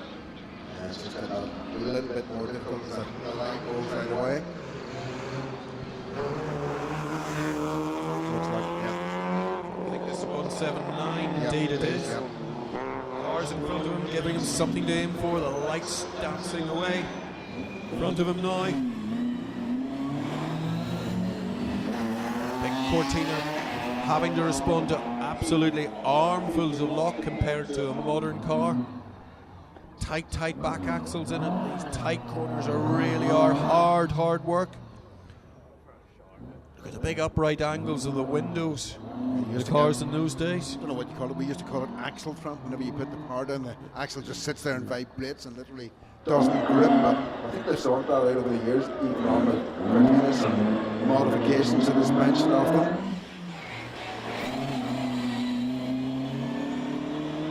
Old car used to vibrate. You had to go back to the dentist on a Monday. So here comes the little Mini again. Colin McDowell on the course at the moment. The Mini is heading your way. Give it a big, massive cheer. This is the only Mini running today. Brighten up your night. We are towards the last few cars now. So a little red body, black roof, Mini. Colin McDowell, local man here in North Down. Would appreciate a huge wave from you. Over the Francis Street turn the last time. Pretty much perfect through. So down or through the wiggle wobble now around the old cross for the first time. Yeah, that was neat too. Alright, goes up to what I considered his best bit in the track last time. There as he goes to the top of the hill. No light pod on the front of that one, just two very brilliant headlights. Phil McElroy up there at the top of the hill, and Alan from Kirkerson. Phil, of course, will be heavily involved with that other hill climb at Fall, which involved with each year. Of course, the other thing else, the Automotive Club talking about forthcoming events, but the Great Amber Hill climb is actually in the first weekend in May this year, moving from its traditional August date. So that's another big event around of the British Championship as always, and an event that's one of the oldest in motorsport events, the British Isles, over 100 years since it was first run there. I think it was a couple of years ago it celebrated its centenary. I think we are heading towards the end here. You can see the officials. Last few runners. They've had a long, hard day, so very big thank you to everyone for coming along here this evening. We hope you have enjoyed yourselves. Just stay in your positions until the course is actually cleared. You're given the signal that you can move. I say you don't want any incidents happening right at the end, but just watching here as they come through now. Say, well, as soon as we get word that the course has been, everyone who's through will let you know. But I say it has been another great evening here in Newton Ards for these TT commemorative stages. So some great European Championship action through earlier on. Nothing up yet. I say the only times I've got through here, the second time, Kenny McKinstry, Wesley Patterson, Camillus Bradley are showing, but there's a few other times that was slotted in there. And say thanks to the McAleer team for through. So that's the safety car. Safety cars are on. So they're If coming you through. have bits and pieces around about you, please gather up. Please gather up as much of your own litter as you possibly can. It's been a tremendous night's motorsport. Hope you've enjoyed yourself. Please remember to keep the race in its place. What you've seen tonight has taken place on a closed and sealed and safe road environment. If you could do your best to not replicate it on the way home. It has been a really tremendous evening's entertainment. As I say, there will have been cars out there. Apologies for that Chris and I were unable to spot. So if your favourites were going through and we weren't talking about them, say our apologies for that. But we are watching the screens in here, pretty much the same as the big screen outside. And I say there was 3 and in some cases 4 cars on there at the same time. But it has been a tremendous night here in Ards. Certainly, as a stage-wise, I think Chris worked much better for us certainly than last year, and I think actually for entertainment value. It was lovely and tight, and there was plenty of tail-out action. Action every way you look, practically. So, big thank you to all the officials, all the medics, and every other class and category of official out there. And most of all, big thank you to the spectators for coming along. But from Chris Fair and myself, Alan Drysdale, we wish you all a very good evening. Safe home.